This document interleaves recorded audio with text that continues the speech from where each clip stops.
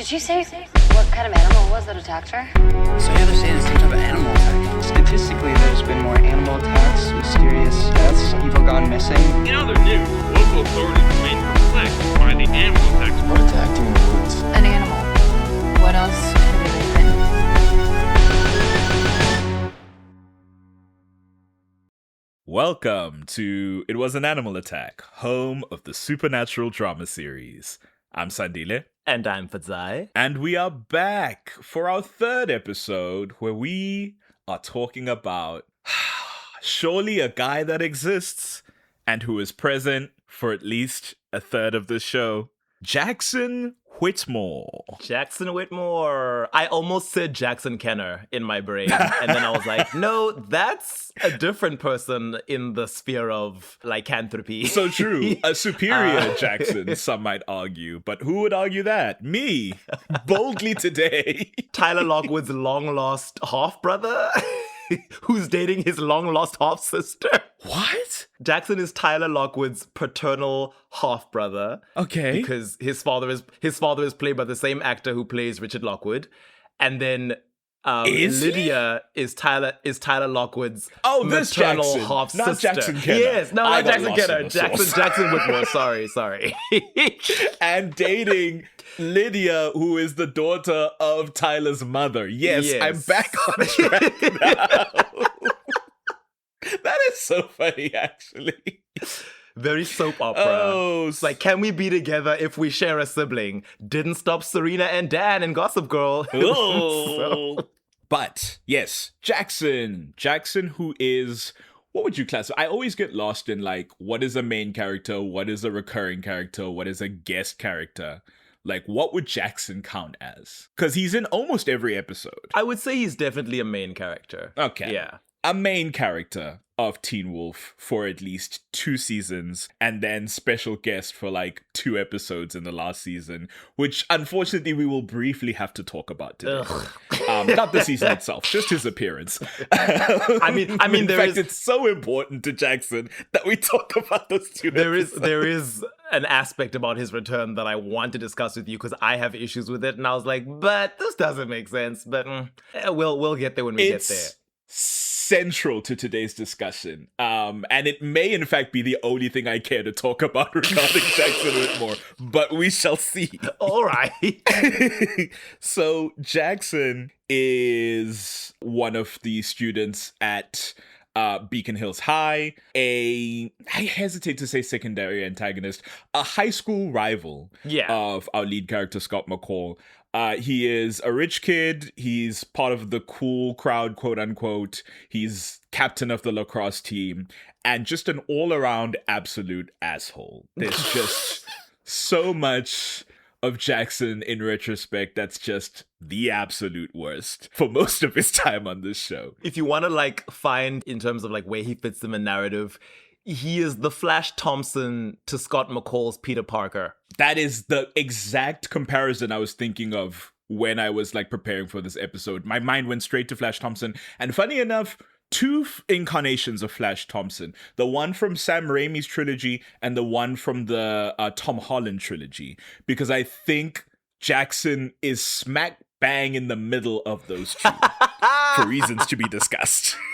The Tom Holland Flash Thompson was such an interesting reinterpretation of the character because while other people, those kinds of people, were being lost in the racism of it all and why is Flash Thompson South Asian? How dare you? I was like, I don't care about Flash really Thompson's race. Yeah, Oh, Jesus. Anytime a person... Flash Thompson, diehard tankies, don't piss me off.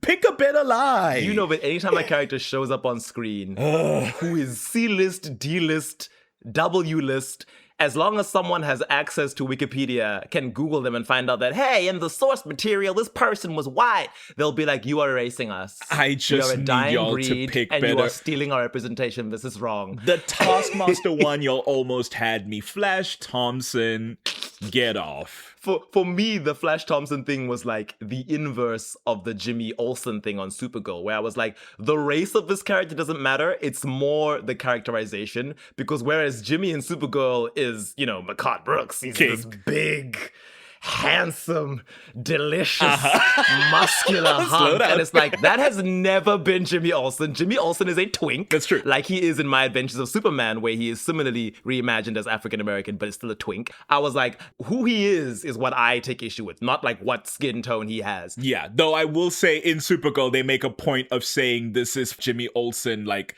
10 years after the time of the Jimmy Olsen we knew. This is an established character who has reached a new stage of his life. He was, in fact, the skinny nerd that you come to know and love in the Superman story. They just evolved him for the Supergirl story. And I guess he went to gym. Yeah. And good for him. Use that membership. Many nerds I know do that at some point in their lives and suddenly become yoked. Whereas Flash in the Tom Holland Spider-Man films is like an academic rival. He's like the dumbest of the smart kids, but still pretty smart. Like he's on their, what is it, decathlon team, whatever it is that they're doing. And I'm like, Flash is supposed to be a dumb jock. Like, and just for me, I mean, not to speak for a group I'm not a part of, but for me, I was like, there's something to be said about you being like, we're open to reimagining this character as South Asian, but now he can't be like the jock, it boy of the school. Now he has to be one of the nerds. And I'm like, interesting. let Asian men be the athletic desirable ones. Like why is that so hard for y'all to do in Hollywood? I hear you on that, and that is a fair point.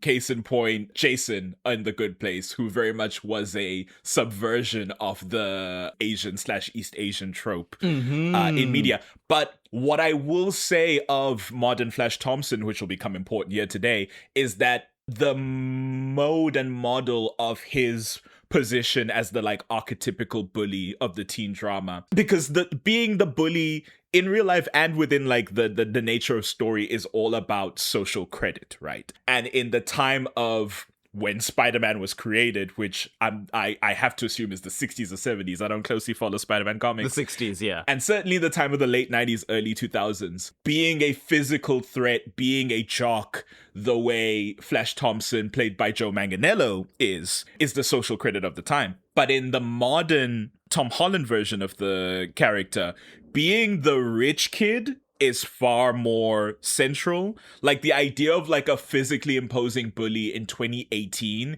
is a bit tired. And so readjusting and being like, well, the bully is the rich kid who throws huge parties and is competing with you on an intellectual level rather than on a physical level is a very like younger Gen Z, Gen Alpha kind of vibe, you know? So I kind of understand where they landed with that character. It just unfortunately intersected with some tropism as far as Asian characters go in media. Ironically, in the sequel film, Far From Home, when they do need to introduce like a rival for MJ's affections, then there's just suddenly this OC who is Asian, although East Asian, and he's like this big muscular guy who's like trying to get Zendaya and like is now another school rival of Tom Holland's Spider-Man. And I was like, yeah, this is when you would have needed Flash. If this was the kind of character, this would have been Jock Flash. But that guy's not a physical threat. And also, I don't remember Far From Home very well, but is he actively like antagonizing Peter Parker, or is he just a rival for MJ's affection? He is antagonizing Peter Parker, like, because I think he knows that something is up with Peter, and he keeps trying to like expose him. I don't know whether he knows he's Spider-Man, but he knows something weird is going on. Sure. Like he tries to take a picture of him when he's like changing in the bathroom into like his spider suit. And then when Peter manages to like get out of that situation, the teacher is like, whoa, you can't be taking pictures of people in the bathroom, man. That's not okay. Like, what are you doing? And I was like, yeah, now you look like a creep because you're trying to watch Peter dress up in his superhero costume. Okay. God, I would say that I need to watch those movies again, but I really don't. Case in point of the two Flash Thompsons, the Flash's Thompson. I say Jackson falls somewhere in the middle, and certainly like chronologically, that's 03, 2010, 2017, I think is Homecoming. I'm losing the year every time I think of when that movie came out. I think it's 2017, yeah, you're right. Is that Jackson is a jock by the very definition of the word. He is an athlete at school. He's a sports star. He is fairly jacked, even though he's like not the biggest guy. He's actually, I think, like shorter than all the other men on the cast. Yeah. And his position on the lacrosse team does give him like a level of power over others, but it's mainly because of his popularity as a lacrosse player. He's rarely like a physical threat. mainly because from episode 1, our lead character gains physical powers. The most he could be a threat to is Styles, and then some of the female characters in the story. It's the like popularity and the weird hierarchy that establishes in a high school setting, and then his wealth and class that obviously play a part in why Jackson Whittemore is like the kid at school. So that's why I say he falls like smack dab between the Flash's Thompson. Yeah, isn't he introduced like parking, like doesn't he like knock Styles' bike over as he Porsche. arrives in his Porsche? Yes. Either Styles or Scott, that is his someone's bike. introducing scene to be like, this is the richest kid you've met, and he is the worst, and that is why he is the bully. But yeah, I just always found that interesting. I'm always curious, like, what the nature of social credit is in that particular society. It may also be that, like, it's I always call to the Beacon Hills High the woke California school, as opposed to, like, is it Mystic Falls High? Is it Robert Ely High? I always forget the Vampire Diaries Mystic school. Falls High in the show. In the books, it is named after a Confederate man, but I guess the show was like, we're not that crazy. We're not touching that. We'll just always mention that Damon was in the Confederacy and call it a day. I was gonna say no Confederates in Teen Wolf, but certainly Nazis. Who are antagonists. Yes. But yeah, in this sort of position that Jackson holds, we see that he is somebody who thrives off of being the center of attention. He likes being this big man on campus, and the minute that is threatened, he devolves very quickly. Because the moment Scott at not Styles's insistence, like they do both kind of like see that like, oh, your new werewolf powers, you can now be good on the lacrosse team. The moment that Scott broaches that social circle, he becomes good at lacrosse in a way that's like drawing attention from other people and potentially away from Jackson. It starts to quickly push Jackson over the edge. That's when he starts to become antagonistic beyond the like base level annoyance that he is. And there is an aspect of this that the show chooses to frame as humanizing of Jackson. There is this like obsessive, overachieving, perfectionist quality that motivates why he needs to be the best. And at some point in the first season, they do tie this to the fact that Jackson is adopted. I believe it's the open day episode, as I always call it, where you learn that Jackson lost his biological parents in a car crash. And in fact, I didn't know this, had to be emergency C-sectioned out of his mother after that accident for him to like live. So that was even crazier to recall. So yeah, they say that he is all his like excessive efforts to be the best is to impress these bio parents that he will never meet. And I guess you could generously extend this desire to like Jackson's peers, the desire to be beloved by the masses because he's trying to replace this love that he feels he didn't receive, you know? I so wish we had gotten more about the adoption thing. At least it was brought up, unlike Tina Cohen Chang's supposed adoption, which only exists in like the show notes for Glee. Which I believe parallels the actress's real life experience, or am I wrong on that? Yeah, Jenna Ushkowicz is adopted. But yeah, that kind of vibe that Jackson sits in also drives his experience with the supernatural, because like a number of the main cast, he's very much on the edge of the supernatural for most of the first season. He sees Scott doing things or behaving in ways that are just like a little too bizarre, but he's always chasing just far enough behind on why that is.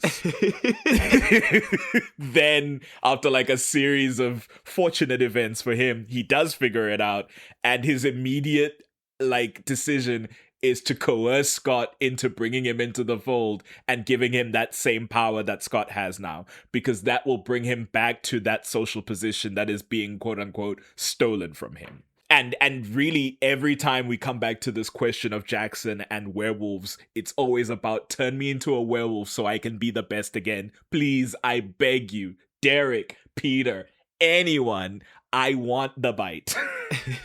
So, yeah, a real interesting, albeit enormously annoying character of Jackson in season 1. And then season 2, a slightly more sympathetic turn. comes across, because despite the fact that he continues to be an asshole, you see that after he has gotten what he wanted, the werewolf transformation doesn't seem to be taking, and he remains second best in lacrosse. Peers aren't circling around him anymore because they have more pressing concerns to worry about, and he's weaker and less important than most of the cast, and he desperately needs that to change. I believe that is then what fuels his transformation in season 2 when he becomes the Kanama. It's this like inferiority, it's this self-loathing that quote unquote like corrupts his transformation and leaves him in a very vulnerable position, because as we know, the Kanama has a master. So for a lot of season 2, he is outside of his own control, which is an interesting bedrock for a character like Jackson. We've said it before, much like Tyler Lockwood in Vampire Diaries, where his season 2 is like a reckoning of his character and a conscious effort to be like, who can this person be if their world shifts under their feet and like all the stuff that they thought they knew isn't important anymore, and there's like more important things ahead of you. But where it pertains to Jackson in Teen Wolf, where you would expect him to reach that point at the end of season 2, he does then leave the show because the actor Colton Haynes signed on to do Arrow, presumably a far more, lucrative and well-positioned role on the CW, where he plays Red Arrow, Crucible, Roy Harper. What are the mini names? Roy Harper, who is known as Arsenal. But they do call him Arsenal. Yes, they do. And then, when do they call him Crucible, or did I make that up? I think you made that up. That's crazy. The Red Arrow codename is one that Roy has used in the comics, but in the Arrowverse, he never uses it. It's the name that Thea likes to use, even though Oliver insists on calling her Speedy. Right. But yeah, certainly a role he played for many seasons there. I don't know how that ended because I didn't finish Arrow. But he then does return for a special appearance in the last season of Teen Wolf. I did finish Arrow, and I couldn't for the life of you I couldn't for the life of me tell you where any character ends up except the lead. Well, I guess that says that. Jackson, archetypically within the show. I've just written here, human, Kanama, werewolf so briefly, werewolf Kanama hybrid. Girl, I don't know. Nonsense. Really? That return was nonsense. I was like, now, this is not the established lore that you told me in season 2. I sat down with you and I watched your show on MTV, no less. I watched an MTV show. And this was when the CW standard was golden. But I watched your show and I paid attention. And now you want to come and lie to me in the final season about how the lore works. No. You're not going to do this to me. So that one we'll get to. Because that's fascinating. But yeah, there's not a lot. He is a special case in season 2, archetypically within the show, because he's the only character we know within the bounds of the show who was a Kanama. If you don't count briefly when his master Matt Daler was turning into a Kanama and then was drowned viciously by the bastard man Gerard Argent. Or our Kanama werewolf hybrid. What's her name from A Pair of Kings? Oh right, Kelsey Asbell was a hype. Yes, the Chimera season. The Chimera season exists in a void space in my mind where all I see is suddenly a bunch of actors from Disney and from 13 Reasons Why, very sporadically appearing in Teen Wolf and then quickly dying. So it's hard to reconcile that with the rest of the story. Also, the Dread Doctors were out and about. God, I can't wait for us to get to that season narratively. All stuff that Jackson, unfortunately or fortunately, never sees. Yeah. But regarding Jackson's relationships, there's obviously family is double bill because there are his biological parents, the Millers, who died in a car crash just before he was born, or was emergency C-sectioned, as I said. His adoptive parents, David Whittemore, and mom, Mrs. Whittemore, unnamed. Love that for her. Mrs. Mom Whitmore. Mrs. is her first name. Mom is her second name. Mrs. Jackson's mom. It's clear that, like, obviously the story's telegraphing to you that the dad is the important one in that role, and he's this like rich asshole. Maybe that's ungenerous. Maybe that's some Richard Lockwood coming in, because you don't really see a lot of his parents in the show. But he does seem to be like that Bill Dozy bespoke suited rich guy, and you can like infer that Jackson's got to get it from somewhere. Certainly not from Mum. Not Mum Whittemore. Friends? It's really just because it's implied again that there's a social circle, but it's really just Danny. 2 if you count a girlfriend as a friend. And I do, unfortunately. This list is his friend Danny, his girlfriend Lydia, and then whatever's going on with Allison in the back half of season 1. Oh, yeah. You know? Yeah. I mean, it seems like he's just doing that to get under Scott's skin. Right. It's not really a very earnest intent of friendship on Jackson's part. With Danny, it does seem like they are genuine friends, even on his part, because there is a time in season 2 where Danny is in some sort of dire scenario and he expresses like genuine, like heartfelt concern. But it is that like, you know, rich hot kids just kind of like flock together a bit. And there's that line you love to quote about why Danny is the only guy that Jackson will allow to speak to Lydia. Because he doesn't look at her coin slot? Is that the expression that he used? That's what Danny he said. Mailani? He was like, how come Danny's allowed to come? Because I don't look at his girlfriend's coin slot. And I was like, I assume this is something sexual. Let me Google it. And then I was like, okay, apparently it's when your pants are riding a little bit low and the top of your ass crack can be seen. Yeah. So, I was like, all right. MTV, baby. It is interesting that a character like Jackson, and once again, this is woke California school, is besties with our gay character Danny, because for like a solid 2 seasons, Danny is the gay character. But also on a larger scale, people seem to be very chill with Danny. The coach will make a quip. I forget if he was asking Scott or Styles, being like, are you gay? Because, you know, Danny's gay. Yeah, it was Scott. It's just like, oh, okay. Everybody just kind of knows and is normal about it. Cool. And Scott he was like having some issues, and then he was like, is it a girl? I was like, no, coach. Is it a guy? No. Because, you know, Danny's gay. I think that's before we even see Danny on screen. He just mentions, Danny's gay? You don't think Danny's an attractive man, Scott? Right. Oh, coach. Bobby Finstock. I've just always been interested in Jackson and Danny's relationship because it's not often central, because Danny's not often central, but also especially because I buried the lead a little bit, but a thing I want to talk about in some detail is that retroactively or retrospectively, Jackson Whittemore is a queer character. And so that puts that friendship and how it came to be, however it came to be, into some question. But maybe that's for some later, like, theorizing and headcanoning, if we so choose. There's a scene, I can't remember what's happening in the scene because it's been a few weeks. Jackson does something that I guess Danny interprets as, like, mildly flirtatious. And he's like, I've told you before, Jackson, you're not my type. And I was like, love it. Because at that point, I'm reading Jackson as a straight character. And I'm like, I love it. Love when a gay character tells a straight man, right, do not presume that I am attracted to you simply because I like men and you are a man. Jackson being Jackson responds, okay, firstly, I'm everyone's type. And then goes on to discuss whatever it is he wanted to discuss.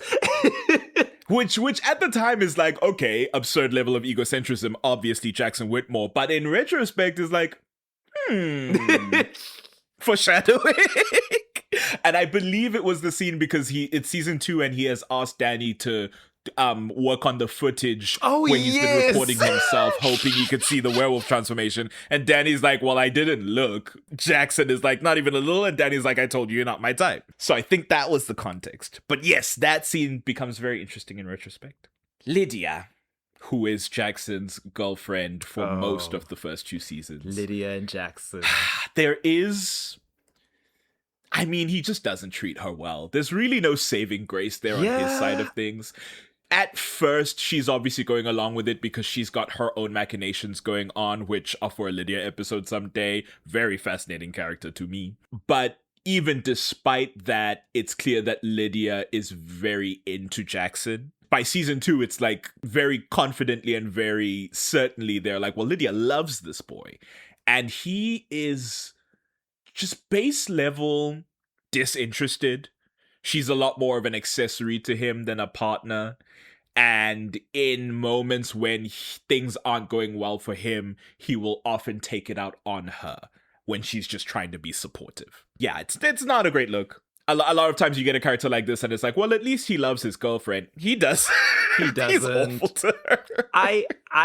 For me, I initially read Lydia and Jackson as very university era Fierro and Galinda. Oh, I Where it's wish. like, you're perfect, so we're perfect together. It's like a very shallow sort of romance that is like, well, I'm pretty and you're pretty, so together we're even more pretty. Let's like dominate the social hierarchy by being in a couple. But then by season 2, as you say, it's very clear that no, Lydia is supposed to be like she's supposed to be this person who clearly loves Jackson, and then they make it that he also, I guess, loves her because he's tethered to her in a way that becomes instrumental in breaking the Kanama curse. And it's like, oh, okay, I can believe that of Lydia maybe, but Jackson.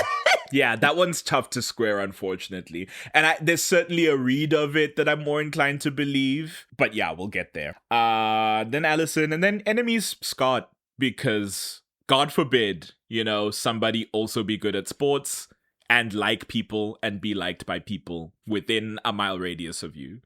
You are now on the shit list number 1. I guess if I were going to be generous with Jackson, and he's selfish and entitled, but maybe somewhere deep down he was like, sportsmanship. Scott McCall is cheating, and it's only fair if we're all cheating. And by all, I mean me too.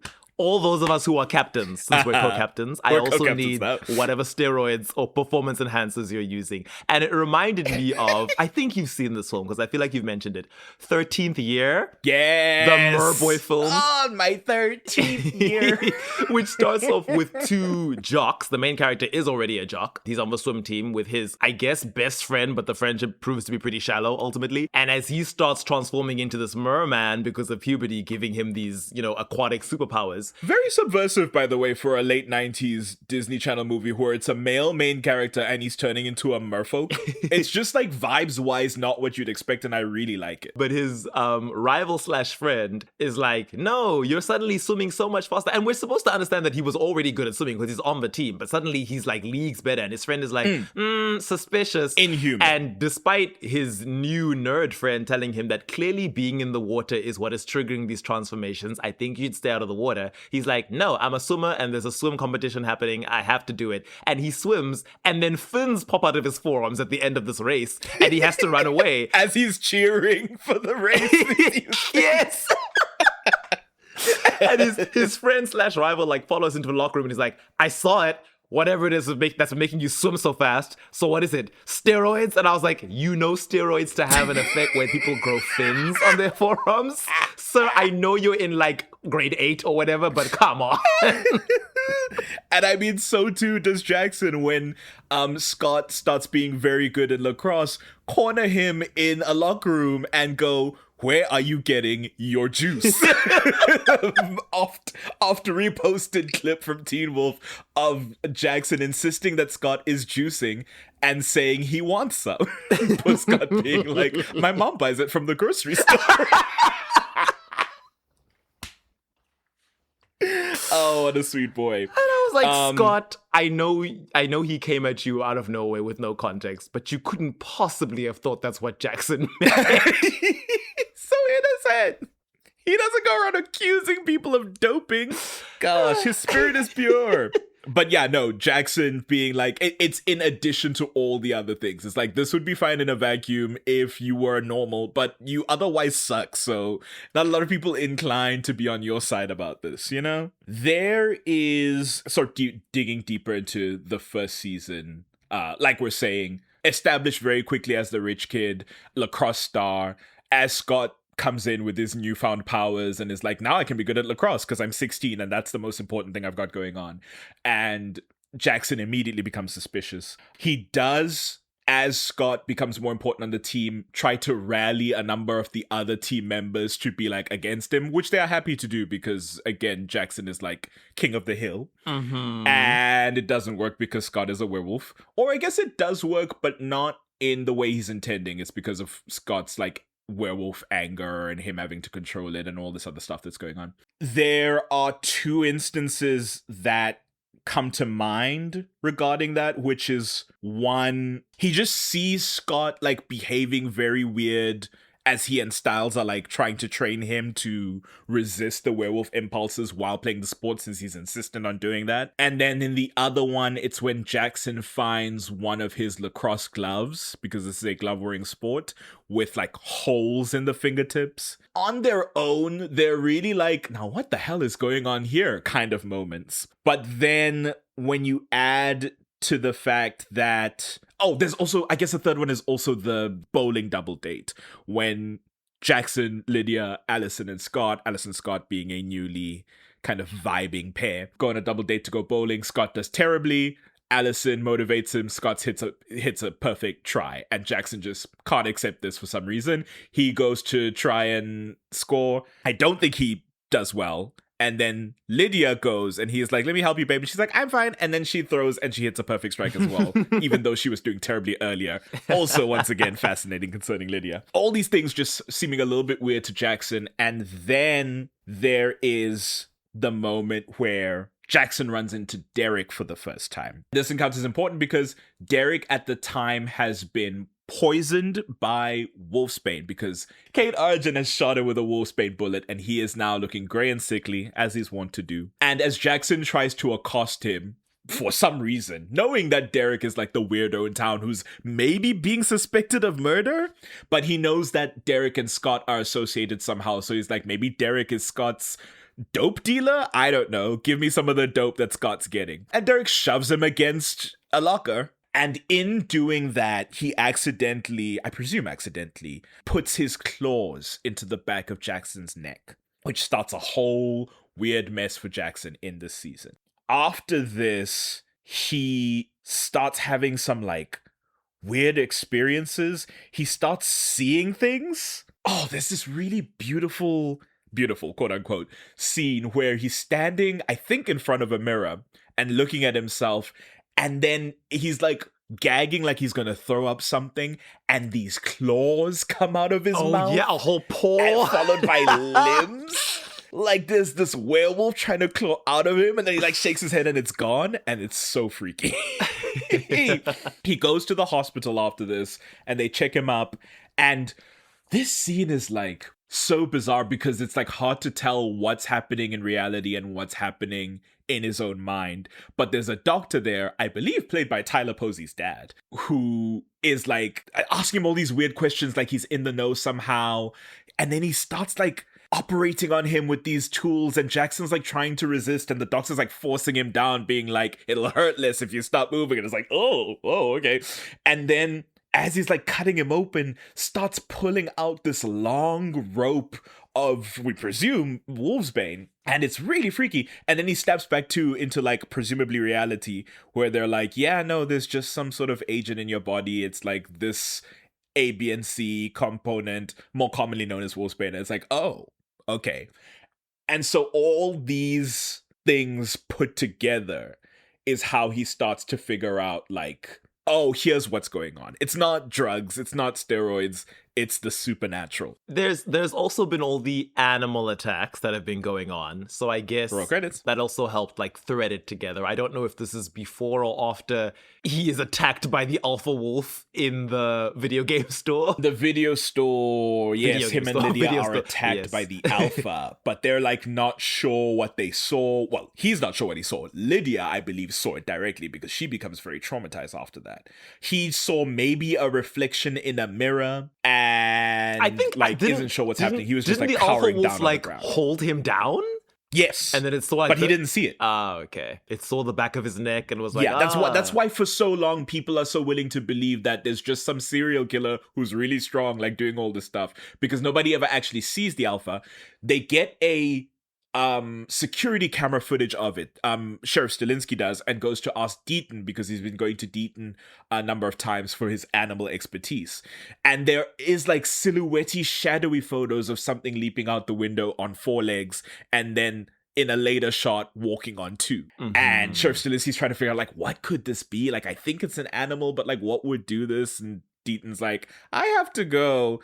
good luck with your investigation, officer. So that's about as much evidence as there is. But you're right. It's that attack, and then it's the attack at the school where he, Lydia, Allison, Styles, and Scott are in there. And this one is particularly important because it's right as he's obviously suspicious of Scott. Him and Lydia are in a weird place after the video store incident. Him and Allison are like kind of vibing now. That's why he, Allison, and Lydia are here to begin with. And then Scott and Styles are dealing with the drama of, oh, Dr. Deaton might be the alpha. Derek has been beating him up. We brought him here. Oh no, he's released and gone. Oh no, the alpha's here. What do we do? So they're running around slasher movie style in the school trying to escape the alpha. Or as the people outside of the masquerade believe, the killer, who Scott has to say is Derek. At some point, Lydia is like, oh, we could need to defend ourselves. I can make a self-igniting Molotov cocktail. And everyone's like, huh? And then she does it because she's a badass, but she asks Jackson to pass her a particular chemical component, and he does, but later she like queries, did you pass me the thing? Which is like, yeah, of course I did. And then when the Molotov is used, it does not work, suggesting that Jackson sabotaged it for some reason. But I can't remember why he did that. I just assumed he had passed her the wrong thing because he's not that bright and didn't know it just by looking at it. Because I was like, Lydia, I get that you are smart and hiding your intelligence. Crazy of you to assume that in this dimly lit, it's not even lit, like you're in the dark, in this room, your dumb jock boyfriend is going to know what this chemical agent is just by you saying, yeah, pass me that thing. I'm like, this thing's going labeled. Like, you should have said, it's that one on the left. Something about his energy in that episode was just very odd. It felt to me like he was sabotaging. This is also in the era of him, like, being very buddy-buddy with Allison, being like, I want to be friends. He's looking gray and sick after the scratch incident with Derek. It's like unclear what's going on with him. He was very terrified of the Alpha Wolf still at that stage. So that's why I'm assuming he wasn't trying to aid him, because the Alpha Wolf, he actually sees the Alpha Wolf when he and Lydia are in the school and Allison has like already gone in ahead of them. So it's just the two of them at that point. And Lydia's like, I'm going to go to the bathroom. And Jackson's like, what? No. And she's like, I have to pee. Stand outside here and wait.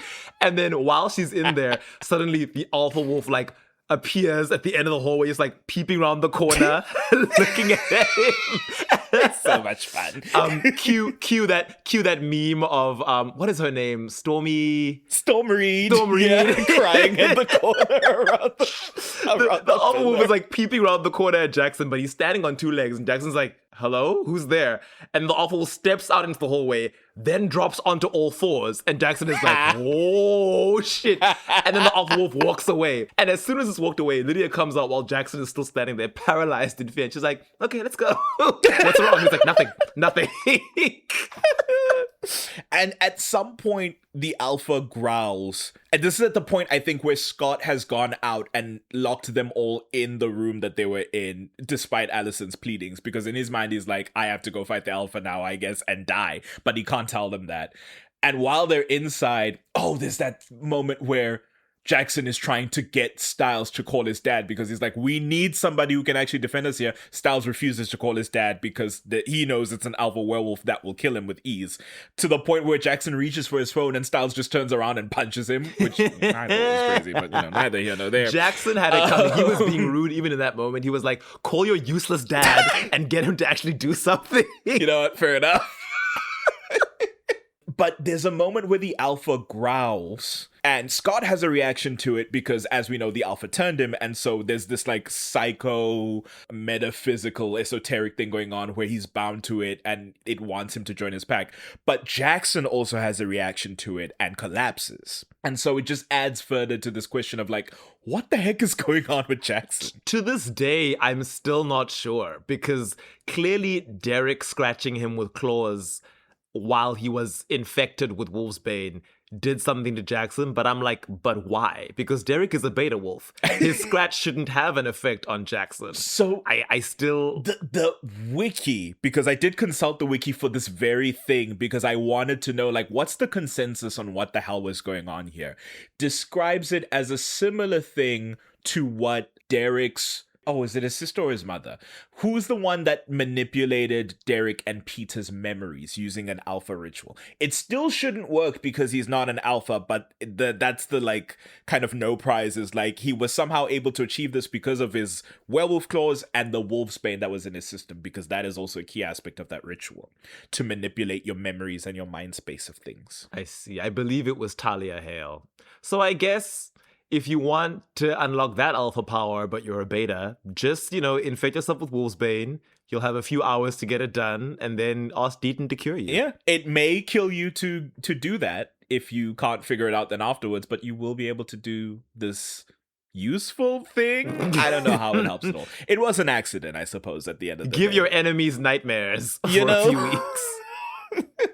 All these things in combination, as you say, like the encounters with the alpha, Scott's weird behavior. Like I said, the one time he like ripped the wrappings that they wear as like lacrosse players, the holes in the glove, he then puts together, okay, Scott is a werewolf. And so at some point at school, I think it's either in the class, it might be in the cafeteria, Jackson speaks at a regular volume on the other side of the room to Scott to be like, hey, I know you can hear me. Blink twice if you hear my voice. And then Scott blinks twice because he's a little stupid. And so Jackson's like, okay, good. I got you, bastard. Now, if you don't want me to bring your little lycanthropic secret to your girly friend who I'm sure you're trying to hide this from, get me what you got so I can also be like you. You have until the end of the week. And that's his only desire for the rest of the season, is he learns about werewolves and he immediately wants to be turned into a werewolf. I always joke about every character being in their own show. Jackson being in a show where he's like, yeah, I was the it boy at school who had everything going for me. And then this nerd suddenly became athletic and I knew something weird was afoot. And I decided I'm going to crack this mystery like I'm Fred Jones of Scooby-Doo.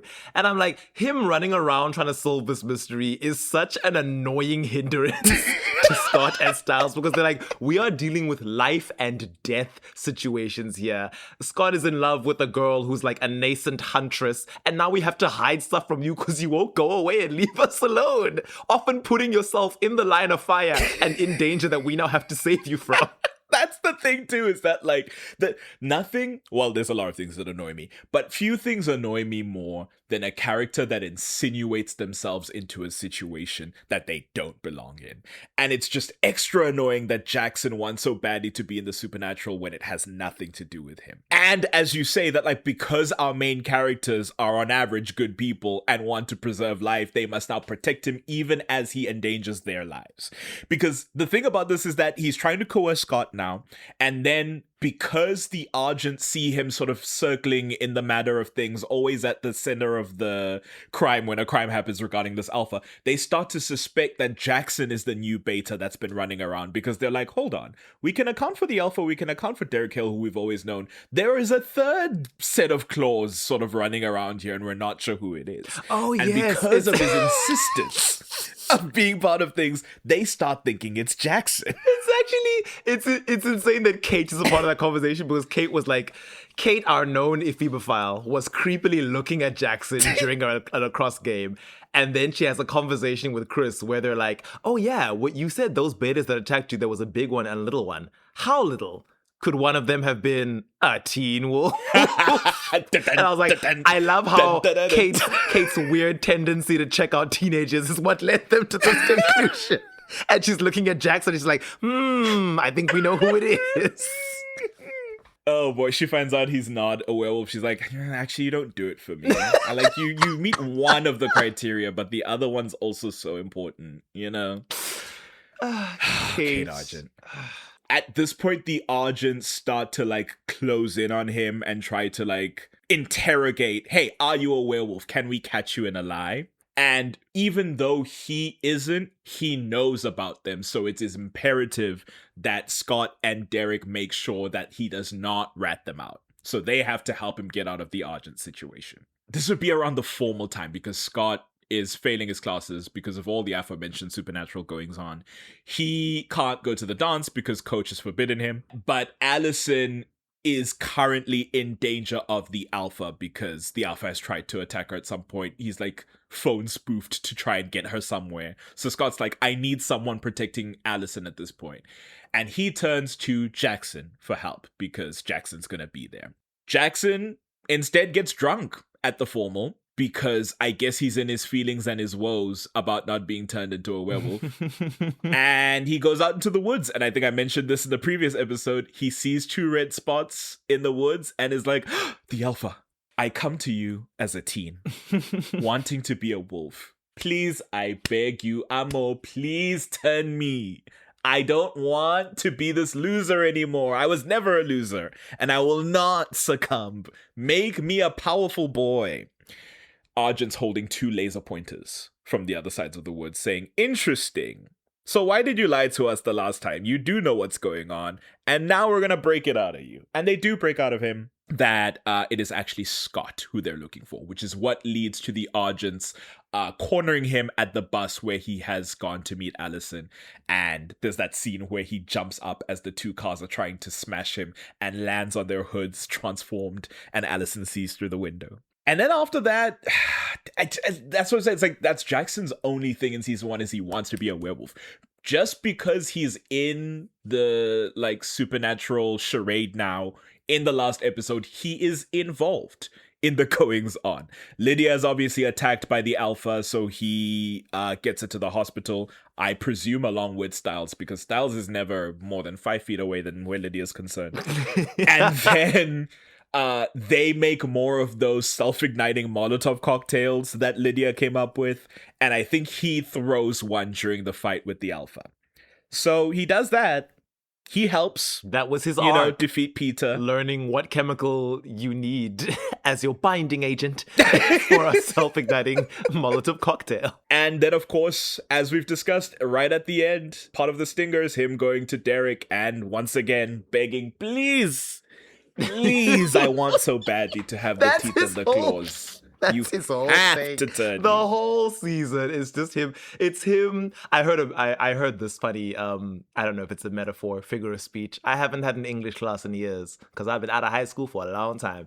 But someone who said, upon seeing someone suffer because they have something that this person really, really wants, they were like, I feel like a man dying of thirst watching another man drown. And I think that's Jackson watching Scott the whole of season 1. He's like, Scott is talking about how this has ruined his life and he's always in danger and he just wants to be normal and he wishes it could go away. And it's like, why are you whining? It should have been me. Why wasn't it me? Heard Scott begging Derek not to kill the Alpha because maybe on the off chance that the Alpha can take this away from him. Jackson's like, baby, I want to be right front and center. I want to be number 1. So Derek bites him. And that's how things end for Jackson in season 1. And yet, in season 2, there he is, but a normal teen boy. No claws, no teeth. In fact, very concerningly, just some weird black goo coming out of his orifices for inexplicable reasons. So it's like, okay, we've previously known that the werewolf bite either takes you become a werewolf or you die.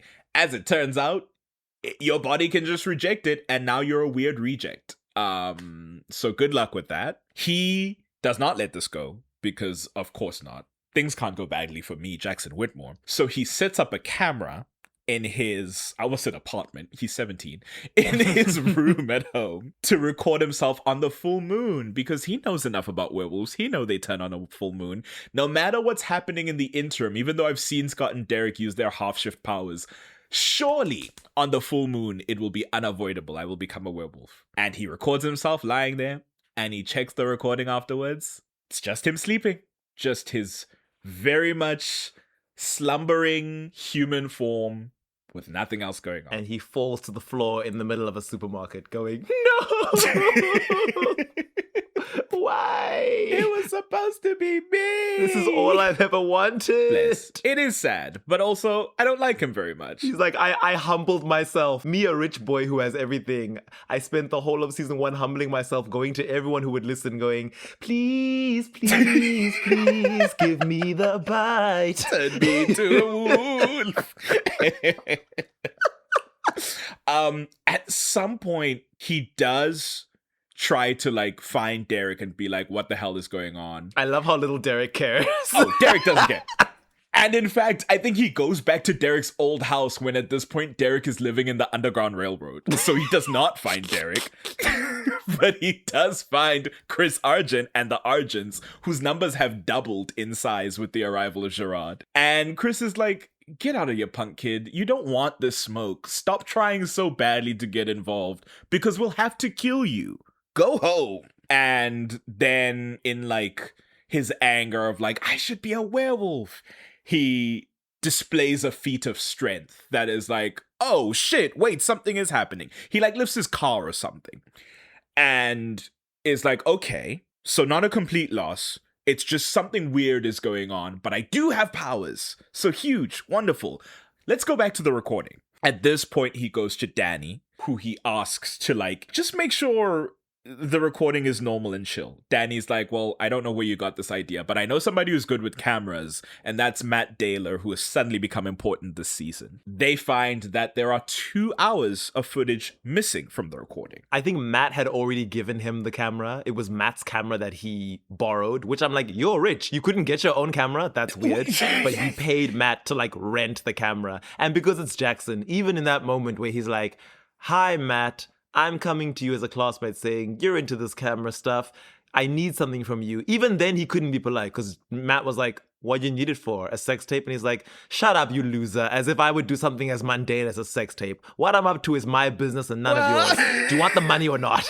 Oh my God. And I'm like, Jackson, you catch more flies with honey. As we dive into the season where you're meant to sympathize with Jackson, at every possible juncture, he is being the worst, even to people actively trying to help him.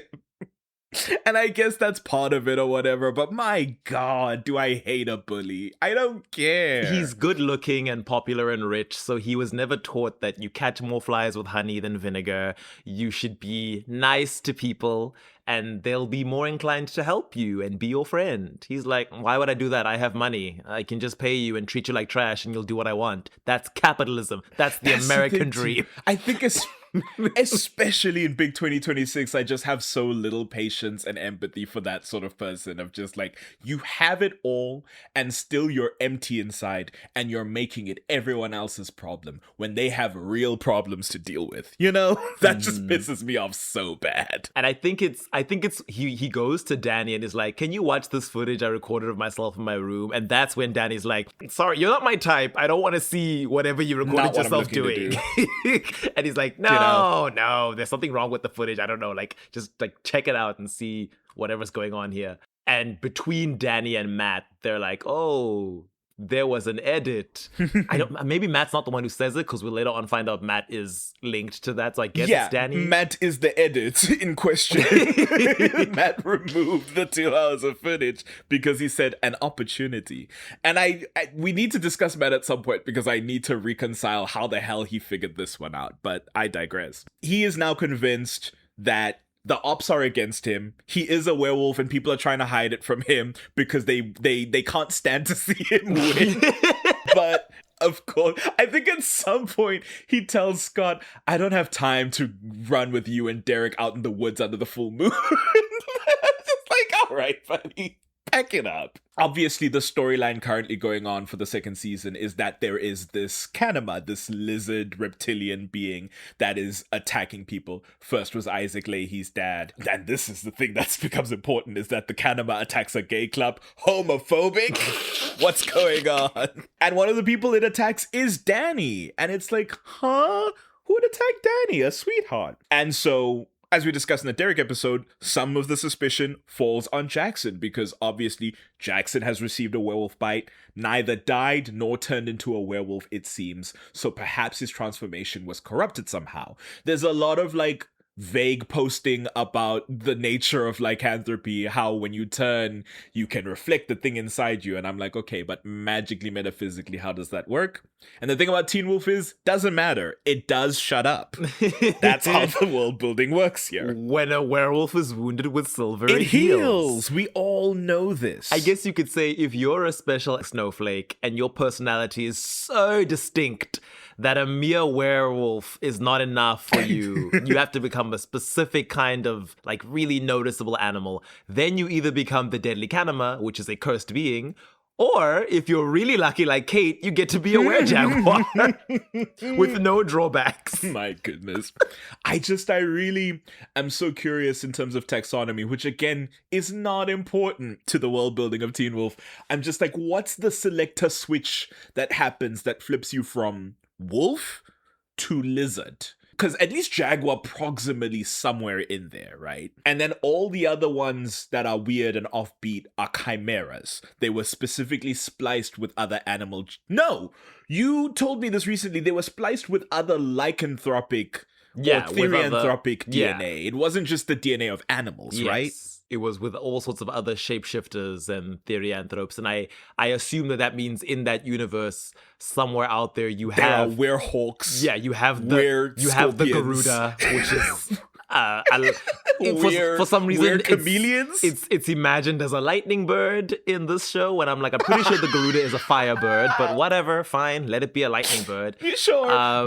There's a kitsune, it's like I'm not opposed to the idea. It's just the insistence on tying them all to this one origin point of mythology and of supernatural existence is odd, but I digress. They do describe the Kanima because they're like, oh, it's a reptilian being, and I guess it's this thing of like werewolves, for all the monstrous traits that they might have, they're still mammals, and human beings have always seen our fellow mammals as being less creepy than everything else in the animal kingdom, because it's like, yeah, they're warm-blooded and have 4 limbs and drink milk when they're young. We can see the similarity. And then it's like, but then we look at reptiles especially, and they're like, they're cold and snaky scaly and smooth. They don't have any body hair. They hatch out of eggs. They don't have legs, which is weird.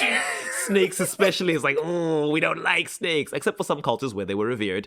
But when they're describing the Kanima as being this cold-blooded lizard thing and being like, yeah, maybe it's because someone who was bitten by the alpha wolf and didn't quite become a werewolf was a cold-blooded reptilian person, figuratively. And then Jackson has the audacity to point the finger at Lydia and be like, have you met her?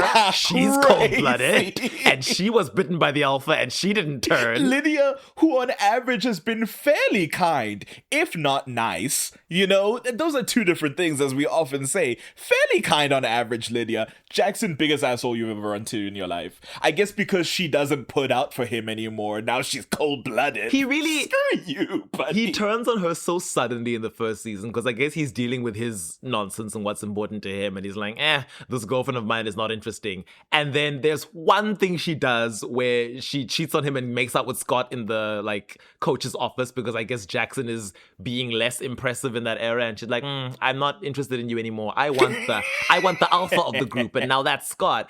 And then when she shows up at his lacrosse practice, her lipstick is a bit smudged, and he's like, what's up with your lipstick? And she's like, huh? And then she looks at in a combat and she's like, oh, wonder how that happened. And he's like, yeah, I wonder. Somehow he immediately, actually maybe he is Fred Jones of Mystery Incorporated. Maybe he is good at solving mysteries, because he's immediately like, Lydia must have been making out with someone off screen, and it was probably Scott. And I'm like, because her lipstick was smudged? That's crazy. Because bitches be crazy, and bitches always be hooking up with the guy you hate to see. That's what they do for time. That's how they live. He ignores her for a few more episodes of season 1, and once the formal is on the horizon and she assumes that she's going with him, he's like, no, actually, I'm breaking up with you. Here's all your stuff. Come and get the rest of it from my house. I'm gonna need my key back. And then she's like, you're dumping me? At first she's offended, and then she's like, well, I'm Lydia Martin. I have to act like this doesn't affect me. And she's like, oh, dumped by the co-captain of the lacrosse team. Ooh. I wonder how many minutes it'll take me to get over that. She's so much better than you, buddy. You never deserved her. You'll never be on her level, I swear to God. The Kanama. The Kanama, because I was thinking about this in terms of like characters who have dual roles at certain points in the story. Like, is it important to go through every beat? Certainly the Kanama's every attack and presence and whatever is not important to discuss in the context of Jackson Beyond, despite the fact that the Kanama is under the control of Matt, so we'll learn afterwards. We see moments of the Kanama that reflect Jackson's own psyche and Jackson's like mental and emotional state at the time, because the Kanama is like afraid of its own reflection. like there's the hydrophobia thing with the water, but also like it moves away from reflections because I love what is that thing that humans and only certain animals have where they are aware of themselves? Like they'll see the reflection and know this is me. I have no idea. I didn't know that was a thing. It's a thing. I think like child psychologists are able to track at which stage in a human baby's infancy they become aware that my reflection is me. I'm not looking at another living being. And only some animals have that like level of, I guess, intelligence. And it's mammals, or like it's not like class specific? I don't know if it's class, genus. I don't know if it's family? Whatever it is, family, order, that thing. Biology is not my STEM, guys. I can't help. I wouldn't assume that they're all mammals. I don't know, but all the ones that come to mind are mammals, certainly. But I don't know. If I put a mirror in front of a shark, would it know that it was not looking at another shark? I don't know. The Little Mermaid has something to say on that. But they're playing with this idea of like this self-loathing of Jackson, this like desire to not confront his own self. And then there's also the like loneliness of the Kanama, the mythological aspect that they learn through the bestiary that Allison brings, that the Kanama, well, at first they feel the Kanama seeks a friend, and then it seems the Kanama seeks a master. This desire to like shed all personal concerns and fears and desires and responsibilities and just become this like alien monster thing that is controlled is very interesting where it pertains to Jackson. Closeted sub. And like I said, there's a sympathy to it, but even as this is happening, being an absolute asshole to everyone. It's just like, buddy, I don't know what to tell you. Looking at his reflection. Who is that lizard I see staring straight back at me? I can't hear the song you're singing. Oh, it's fine. It'll be in the recording. No!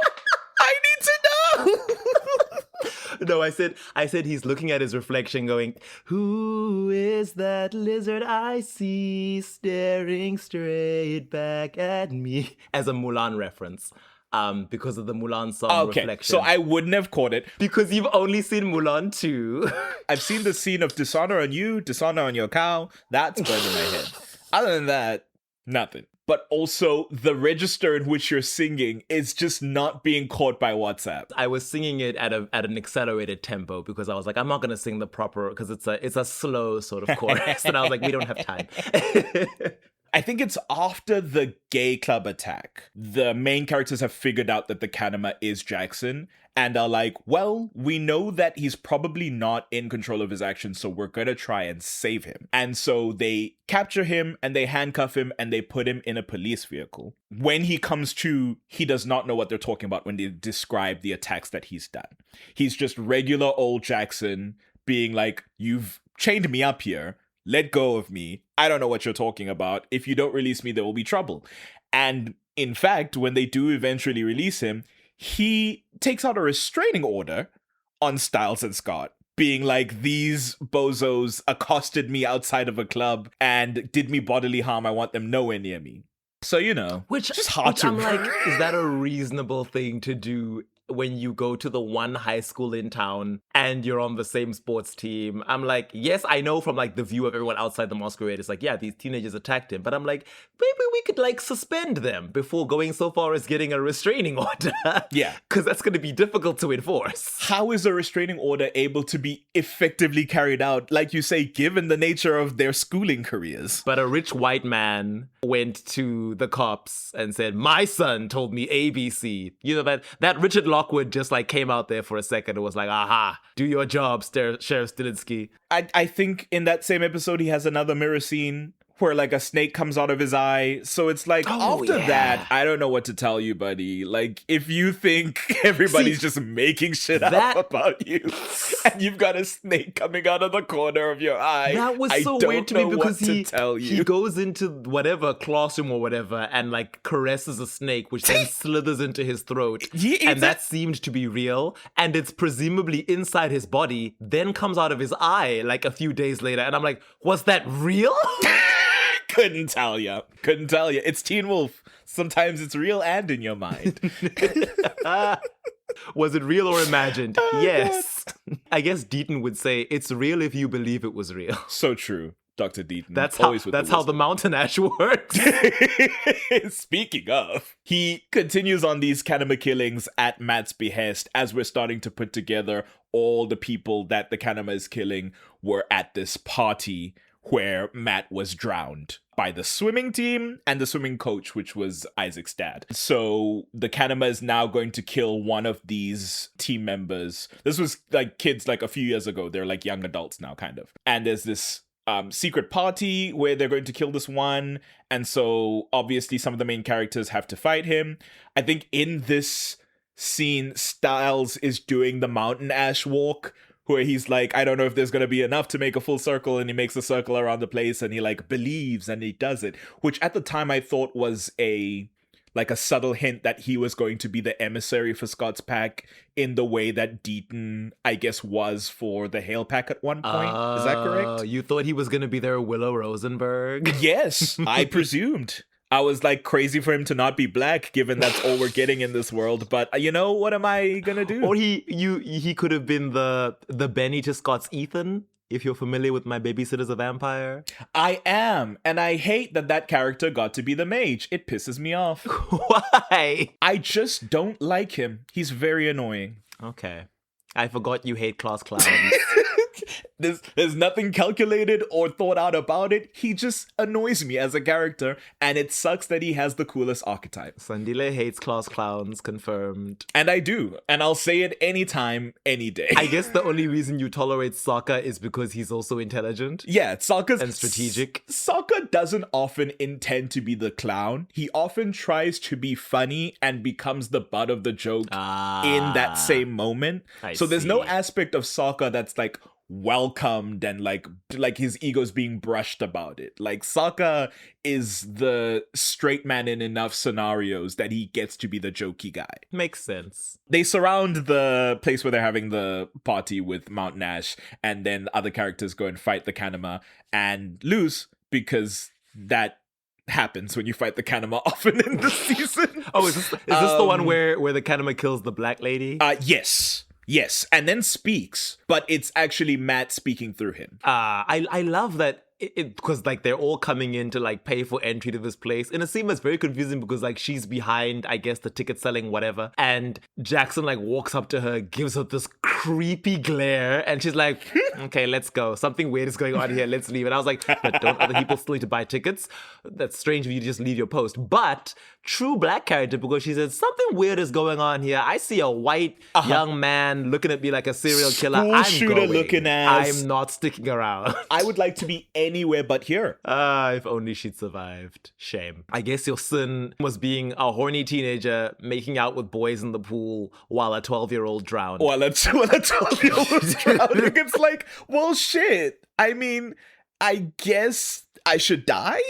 And she does. And that's when we learn that the master of the Kanama was killed by these people. Calls them murderers. And it's like, I guess in a court of law, that's going to be difficult, buddy, but all right. Then there's the birthday party for Lydia where she drugs everybody with wolf's bane. It's one of my favorite moments. He, at this party, is like having a little senti moment regarding his bio parents, because everybody's hallucinating something that's like dealing with their torrid conflict at the moment.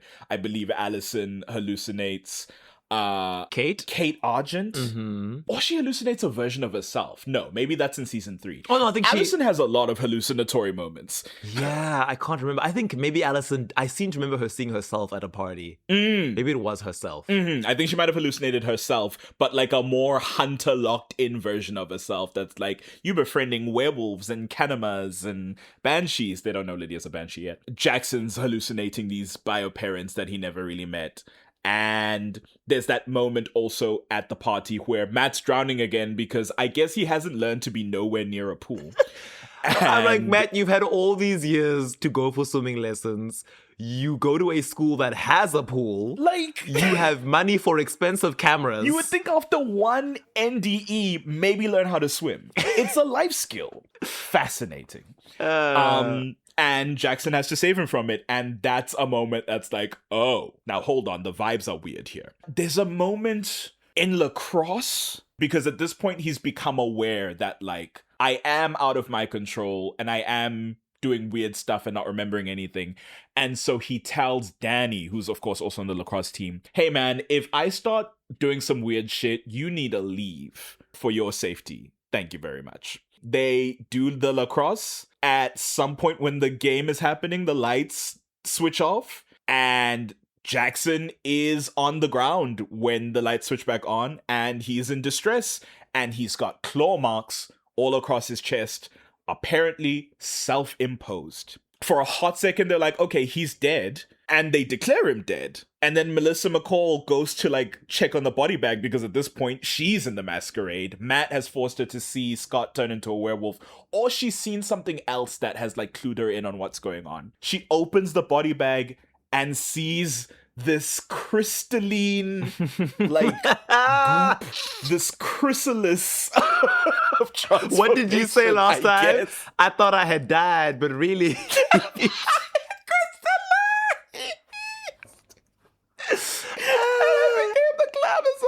Because you said it when I was talking about Derek and his peak at the end of season 4 or whatever it is, where he finally becomes able to shift into a true wolf after seemingly dying, and you were like, I thought I had died, but really I had crystallized, and I was like, we need to bring that back in the Jackson episode because that actually happens to him. I had forgotten about the crystal cocoon. And this is the point where they're like, oh, the Kanama gets bigger. It's not even its final form. So, this isn't even my final form.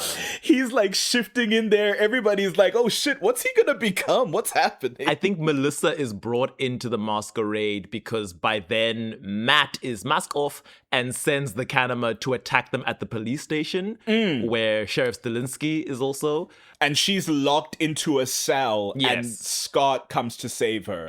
And in that, she is forced to see that he's a werewolf. And for an episode, she does not speak to him, which is very sad. But for she me was still personally. living in the same house as him, which I was like, you know what? She's trying to accept him. You know, she hasn't accepted it, but she's tolerating it. You know, she's doing a right side better than Miss Joe Summers. Joyce Summers. I didn't want to bring Joyce up because I was like, let me not give Sandile any more ammo. But No, because her daughter wasn't even a creature. And look at her. But anyways, you go, Miss McCall. Jackson dies, goes into a crystal cocoon, and then gets better. And at this point, he is now under the command of Gerard, because at the end of the prior episode, Gerard gets to Matt and drowns him and kills him and assumes control of the Kanama. That's when we get to the finale where a really funny fight breaks out. It's not funny, haha, but like tense because at this point Allison is in revenge mode against Derek, but she's mainly cutting through all his betas. They don't give her a moment where she can actually like fight Derek, but I digress. She's slicing Isaac up. Derek and Scott are fighting the Kanama. Then at some point the Kanama comes to Allison, grabs her arms and throws them sideways and then puts the venomous claws on her neck. And Gerard is like, not quite yet, sweetie, because I guess she was about to kill Isaac, I don't know. Gerard reveals himself to be the mastermind villain of it all. He wants to become a werewolf, and now he's threatening Allison's life using the Kanama to get Derek to turn him. At this point, of course, also Peter has engineered his own resurrection. We can't get into it right now. Peter has been discussing in the background with Derek, how are we going to defeat this Kanama? What the hell are we going to do? Physically, we're kind of no match for it. And if it gets even stronger, we're screwed. And Peter is like, you've been worried about the physical side of the Kanama, but there's the emotional side too. In essence, the Kanama has this aspect of it that is desiring connection, and that's why it's able to be controlled. But if you can match that connection with a true connection of the real person in their real life, then maybe they can be saved. And as you said, Fadzai, that's when they bring Lydia in, because they're like, hey, real connections for Jackson Whittemore, you're our only chance, baby girl. That man is not liked by anyone and doesn't seem to like anyone. Yeah, Yet you love him. They also write off his parents really quickly. His other parents, they're like, he doesn't care about them. I guess his ex-girlfriend, who he's been mistreating for a season and a half, is the only person we can use. You know, and I in my head, I was like, the way it works for me is if it's like aspirational, because so much of Jackson, if you're to look at him charitably and you want him to be a character that is like in the mix on your side for this story, it's like Tyler Lockwood, like we were talking about. You have to think about who the character can become. Mm-hmm. A lot of Tyler was looking back on the stuff he'd done in season 1, which is like non-negotiably, he was kind of the worst. There's a moment where you see, hey, here are the touch points as to why he's the worst. And also here's a flash of like who he could be if he was given the opportunity. And for Jackson, it's that, hey, what if you actually were on the level of like an ethic of care and a desire to do better for this person who loves you? What if their love delivered you a second chance to become just like a decent human being? And certainly in 2011, that was kind of the way of fictional romantic relationships, where the woman saves the horrible man with her love. So when she presents that key to her house, what was the key to again? Because she gives Jackson a key. It was the key to Jackson's house that he had been asking her to return to him post-breakup. Right. And she kept saying, I don't even know where it is. I threw it away. I lost it. I don't know. And he had gotten really like, I want to say violent, like verbally violent with her, demanding to have the key back. And she's like, I hate you. And he's like, no, you don't. And he says it in a very like somber way. And I'm like, okay, where's this coming from? So I guess those are the love kernels, the threads which you must pull to be like, there is a version of Jackson who could be the loving partner that Lydia deserves if he just has that second chance to crystallize and become a better version of himself. I was hoping you would say the quote, because I don't know the quote. Its trade had left me for dead, but I did not die. I had crystallized and was reborn as the glamazon bitch ready for the runway. I think is the quote almost. And this is from Drag Race? Yes, this is from, I can't remember the queen's name, but it is a Drag Race quote. And so I can make sense Lydia presenting this key that holds emotional weight in their relationship to the Kanama, and the Kanama finally being stayed from taking an action, a direct instruction. What still doesn't make sense to me is Derek and Peter running up and clawing him in the chest and back, thus purging the Kanama from his form and returning him to true werewolf.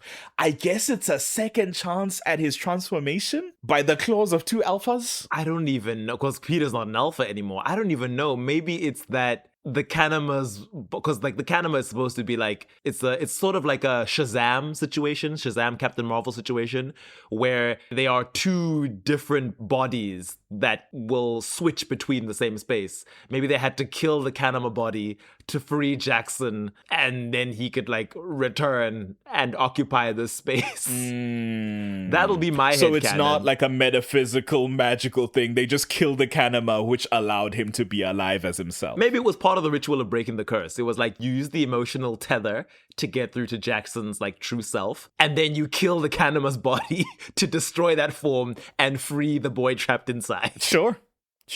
I'll take it. Lydia's next to him as he's like becoming himself again. She asks if he still loves him, and he says, I do still love you, as he transforms from Kanama to human again. And then he stands up, dies.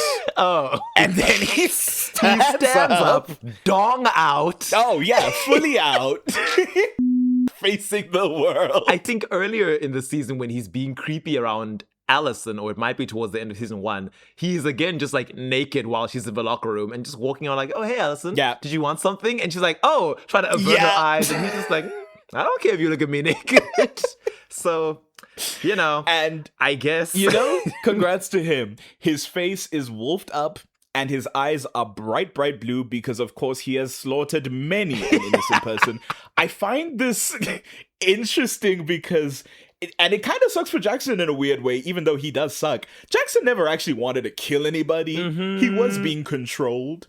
So it does suck that this innocent life rule of being a werewolf holds for him. But it is a nice kind of like, the scars remind you of the past you want to leave behind or whatever. It's like, always remember that this was you. It's your job and your desire to be better, you know, something like that. And in a similar way to Malia, who gets her blue eyes because her first transformation caused a car accident that killed her adoptive sister and adoptive mother. Right. So it's like, yeah, it doesn't need to be like an intentional thing. What I do find funny is that they make this big deal about the Kanama technically not counting as you, like physically, which is why Jackson wasn't immune to his own Kanama venom. Right. And I'm like, no, if that's true, why does he have to have the blue eyes for the Kanama's kill? It's like, pick a lane and then make it work that way for both things. Because that did strike me as odd, where they were testing people to see who the Kanama was based on the assumption that if they're the Kanama, they will be immune to the Kanama's venom. And Jackson went down like everybody else did, except for Lydia, who didn't go down for other reasons. So, yeah, I guess the plot's got a plot. Plot's got a plot. Or doesn't, as it turns out, because... Wait, before we go there, I did want to say, in a season full of grooming, I touched on this, I think I touched on this in the Derek episode, but I was like, I'm not going to get too into it. In a season full of grooming, where Derek is just grooming these teenagers to be his private army, and Gerard is grooming Allison, who'd already been slightly groomed by Kate, grooming Allison and using her grief over her mother's death at her own hands to turn her into a weapon that he can point at Derek, who he doesn't actually want dead, which is crazy. I'm like, what if she succeeded in killing him? I guess he was thinking, this teenage girl won't beat this 20-something alpha. If anything, she'll die. Well, I mean, that's why he stopped her with the Kanama, because it was clear she was groomed enough that she was in a killing mood, and his goal was to then stop her just before the moment. But in a season full of grooming, Jackson as the Kanama is also groomed. He's an asshole who is, he's mainly to blame for all his alienation in the story. But he is alienated. He is alone. The only person he hasn't, ticked off during the course of the show is Danny. But as you say, Danny is barely in the story, so that doesn't count. And while Jackson is alone and under the influence of this supernatural transformation that he can't control, Matt, I guess, just finds it. Matt, who, we'll discuss Matt one day, but Matt is just like, a classmate of mine asked to use my camera to record himself. He said it definitely wasn't a sex thing, but my nosy ass felt like looking at the footage, so I used the program to install spyware on the camera and watch what he was recording with a live feed. Then I saw him rise in the middle of a night with glowing yellow eyes and turn into a lizard. So naturally, I drove to his house to see what that was about. And when the lizard showed up outside, I held up a hand and it held up a hand and we bonded. I did the dance of the intimacy of the near touch and it responded. And we became good friends and I pointed him like a gun at all of my enemies. Then I got myself killed by a very strong old man who then said, you know what, that's a good idea. Who says I can't groom 2 teenagers in one season? And then he decides to take control of the Kanama and use Jackson. And I just think if you read it as sort of emotional manipulation of the Kanama, who is supposed to be this lonely thing, yearning connection, as you said, it does come full circle in a nicer way that the only way to break it free is to find that link, that person who connects to your human side and makes you feel not so alone. There's a show. What is it's gone. No, it was in my mind, but it's gone. There's another story. Give me a name, give me a vibe, give me a face, something. Something where someone needs to be told, you're not alone, we're all here for you, and they get this person's destructive abilities or something under control. It is buried deep in my mind and I don't know what it is. And it's a show, not a movie. It might be a movie. Who knows at this point? I'm thinking of Thunderbolts for some reason. Yes, it's Thunderbolts. There You're you go. right. Yes. Oh my gosh, thank you. So I was like, I don't want to Thank let this go. Let's give it a shot. It's very Thunderbolts. It's like the only way to defeat the void is to tell Bob/Sentry that he's not alone. We're here for you. Yeah. Keep holding on. That I'm referencing the song. To be grounded in a support system, it makes you less susceptible to those sorts of forms of manipulation and abuse.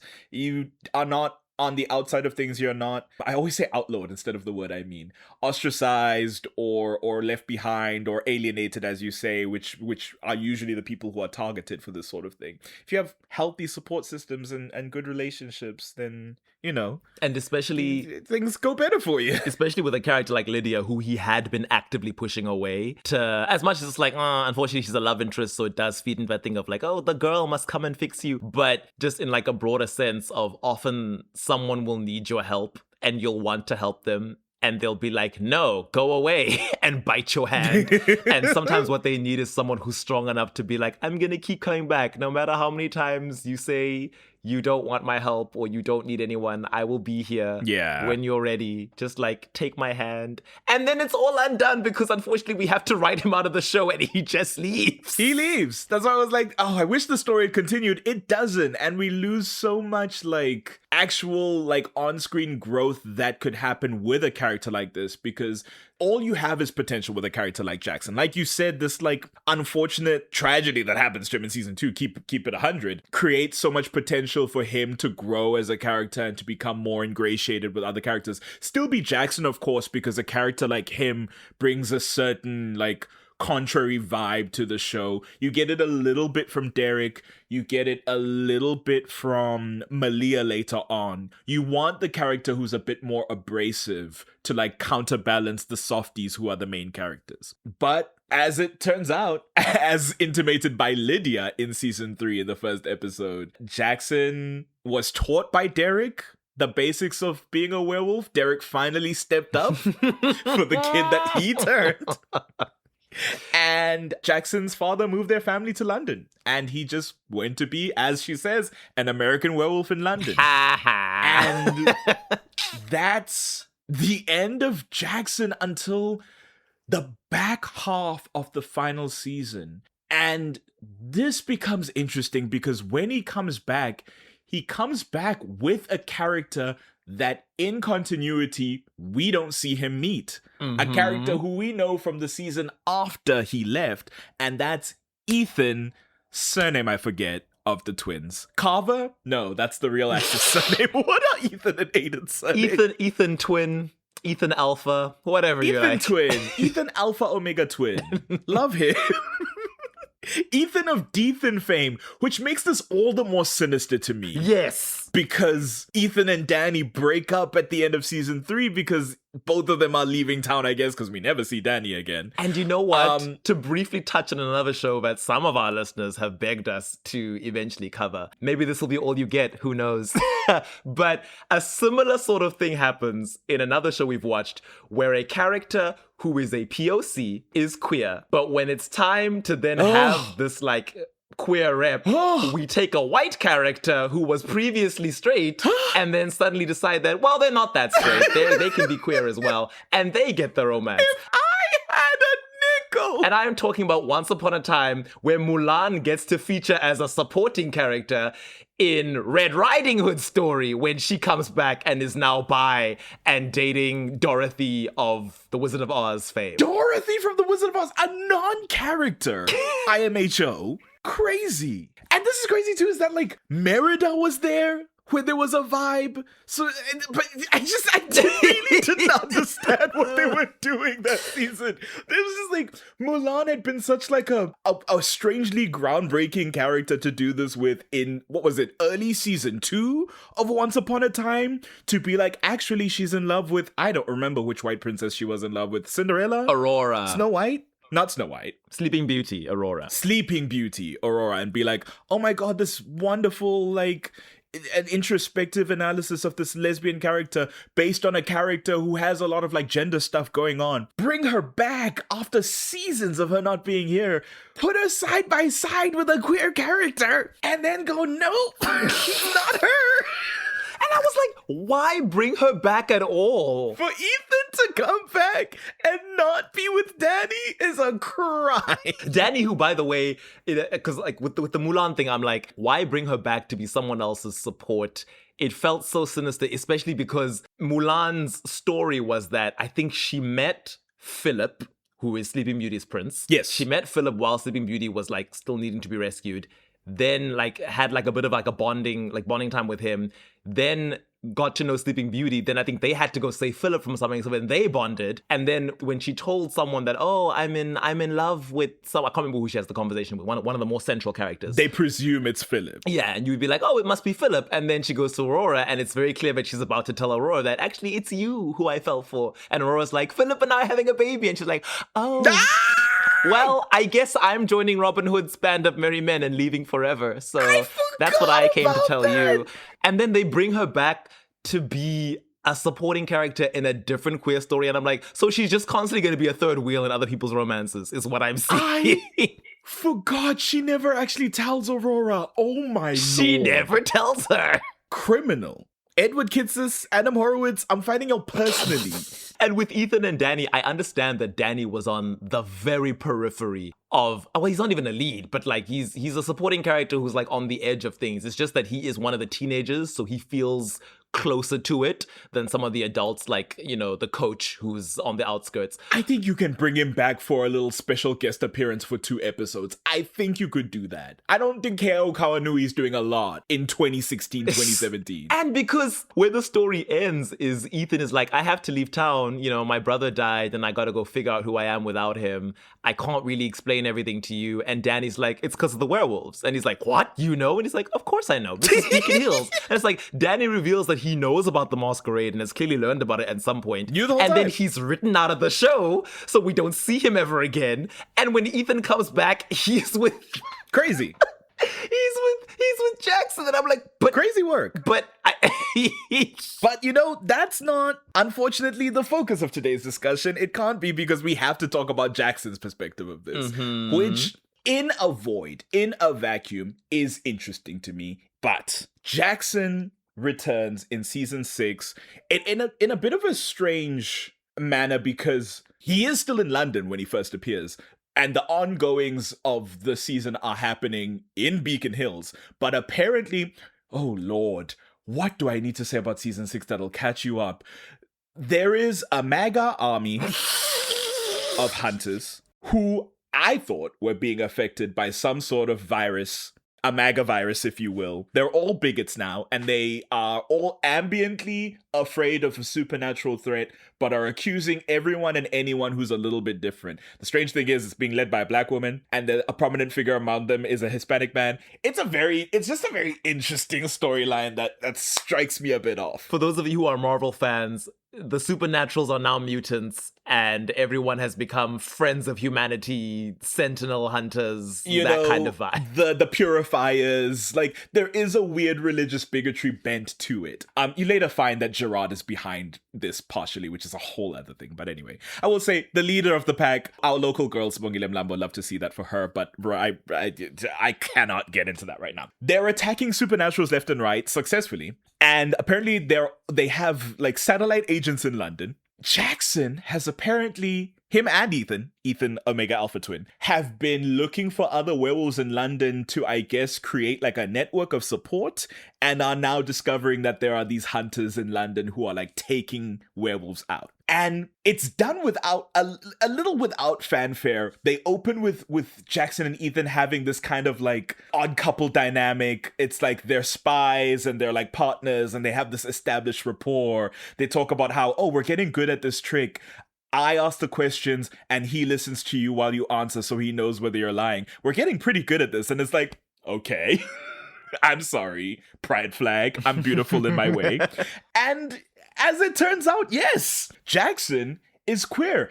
And we don't need to get into what else they do in season 6, because like I said, it's so unimportant. But the important thing is Does this count as a retcon? I'm always back and forth about whether sexuality for a character is a retcon. Usually forth about it. Usually I'm like, people discover this thing later in their life, and that certainly can be the story, even if... I think the definition of retcon doesn't need to be that it doesn't make sense narratively or couldn't have happened narratively. Okay. For example, like whether you like a retcon or not, like if you want to say, oh, I don't like the retcon of the Dark Phoenix saga being Jean's doppelganger that the Phoenix Force created because they decided they needed to bring Jean back and couldn't have her be a genocideer. And I don't. But it's like, it's not like suddenly something happened in the story that you're like, but that couldn't have happened. How could that have happened in the story of mutants and magic and cosmic flame birds? So in a similar fashion, while I do feel it's a retcon, I'm like, someone realizing that they're queer when they initially perceive themselves Certainly as straight. can happen in your 20s. Yeah, it happens a lot. Also, they don't explicitly say he's gay. He could be bi, which is better than what Willow Rosenberg got. So that's the thing I wanted to discuss, because to me, for reasons I will outline, it never occurred to me that they were saying Jackson was anything other than gay, specifically. Because the thing that clues us into this, besides him and Ethan being very queer with each other, I do presume they kiss when you first see them. When he comes back to Beacon Hills and engages with Lydia, and he's like catching them up on like where he's been, and he's talking about the fact that he's with Ethan and that Ethan is his boyfriend. Lydia, as he's telling this, there's like a face that she's making. And then when they turn to her for the reaction, she's like, relieved sigh, I was waiting for you to figure it out. And that to me at the time struck as though, and I was surprised by it because I was like, well, then what was all the drama about in the first few seasons? Struck to me as like Lydia was, I guess, happy to be his beard for X amount of time and was waiting for him to get to that conclusion by himself. That like Jackson is gay and wasn't actually into her really. And that was the retcon aspect of it. But the wiki does credit him as being bisexual, and that was the first time that it ever, and it threw me to be like, is that what they're saying? I'd be happy if that's what they're saying, but it was just strange to me that the way that they divulge this information through that interaction with Lydia, in the same way that it feels strange to me that a lot of people insist that Styles is bisexual, when this show has had little issue explicitly saying when a character is gay or bisexual before. Case in point, Cody St. New. I forget the character's name. Matt? No, that's not right. Steve? I always forget Greg? his name as well. What is his name? Brett? Brett, yes. Yes! Brett. You always remember. I can never remember. I cycle through my encyclopedia of white boy names. I'm like, it has to be one of them. Cody St. New's character is very clearly explicated as bisexual. That girlie whose girlfriend was killed in the sacrifices in season 3, there's like a whole scene about her being bisexual. So I guess I just never occurred to me that they would ever choose to be like very subtle about what they're saying about Jackson, because they've never been subtle before. But I don't know what your read was on it at the time and also retrospectively. I'm surprised the wiki lists him as bisexual. I wasn't aware of that. In my own heart, I was just like, you know, I'm always fiending for some male bi rep, so I'll take what I can get. And I was like, I'm happy to think of him as bi, but I did not assume that it was canon. I was just like, they've left it vague enough that we can just say he's queer, and you can decide whether Lydia was a willing beard who, as many beards do, was genuinely, you know, in love with the person as much as you can be in love with someone who will never fully reciprocate. Precisely. Or you could read it as she was like, listen, my partner is bisexual, but, you know, is still attracted to me in that heterosexual way that you can be when you're bi. I'm just waiting for him to realize that it's not just my end of the buffet table that he's interested in. And, you know, one day he'll realize he likes boys too. And we'll see what that means for us.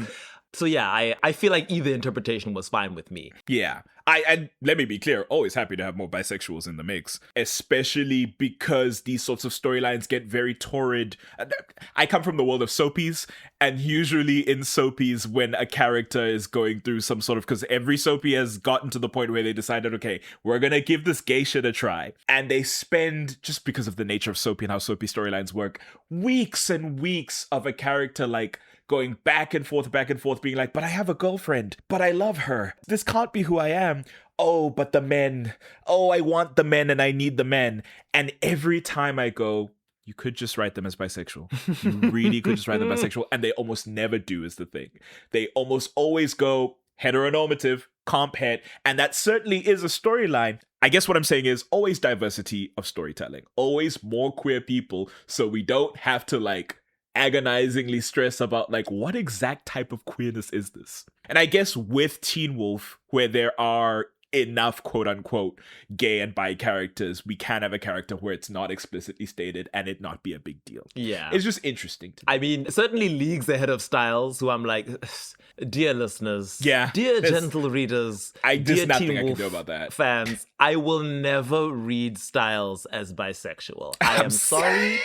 I know that you could make the argument that assuming a person is cishet is problematic, but we live in a world where society and therefore storytelling treats that as the default. If you do not explicitly tell me that a character is ace, gay, bi, pan, demisexual, trans, or whatever, I'm not gonna just assume that unless you leave very obvious clues.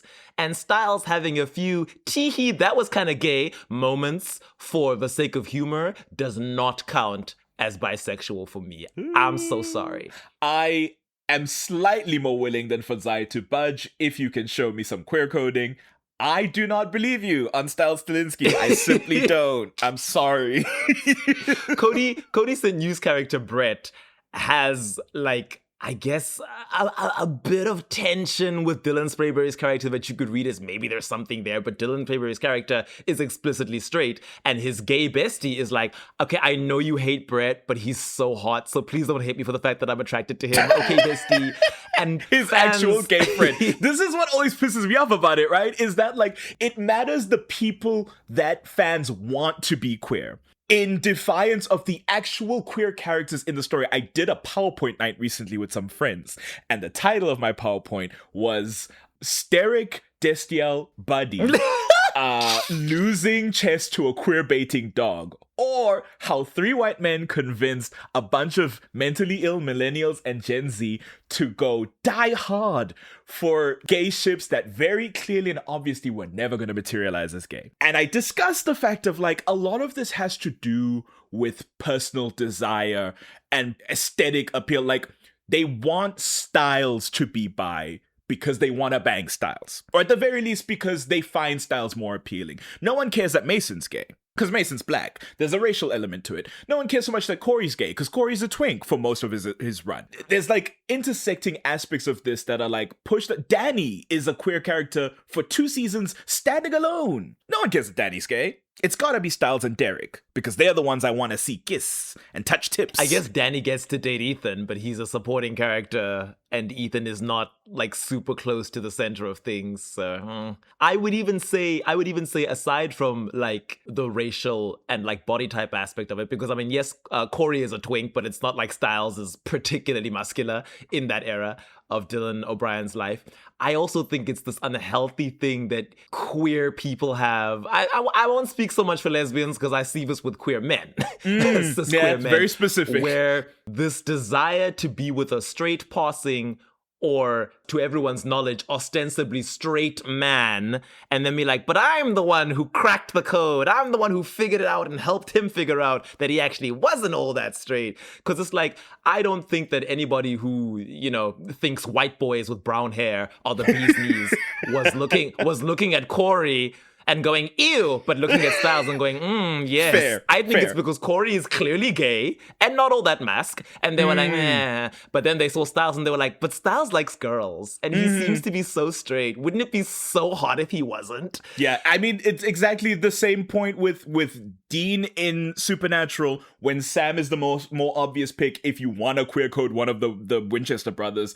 With Eddie in 911, when the other half of that ship, Buck, is an actual bisexual character who has a boyfriend for most of the season where he comes out. And they hate that guy. They hate his actual gay boyfriend of the bisexual firefighter because they want the straight one to be bisexual.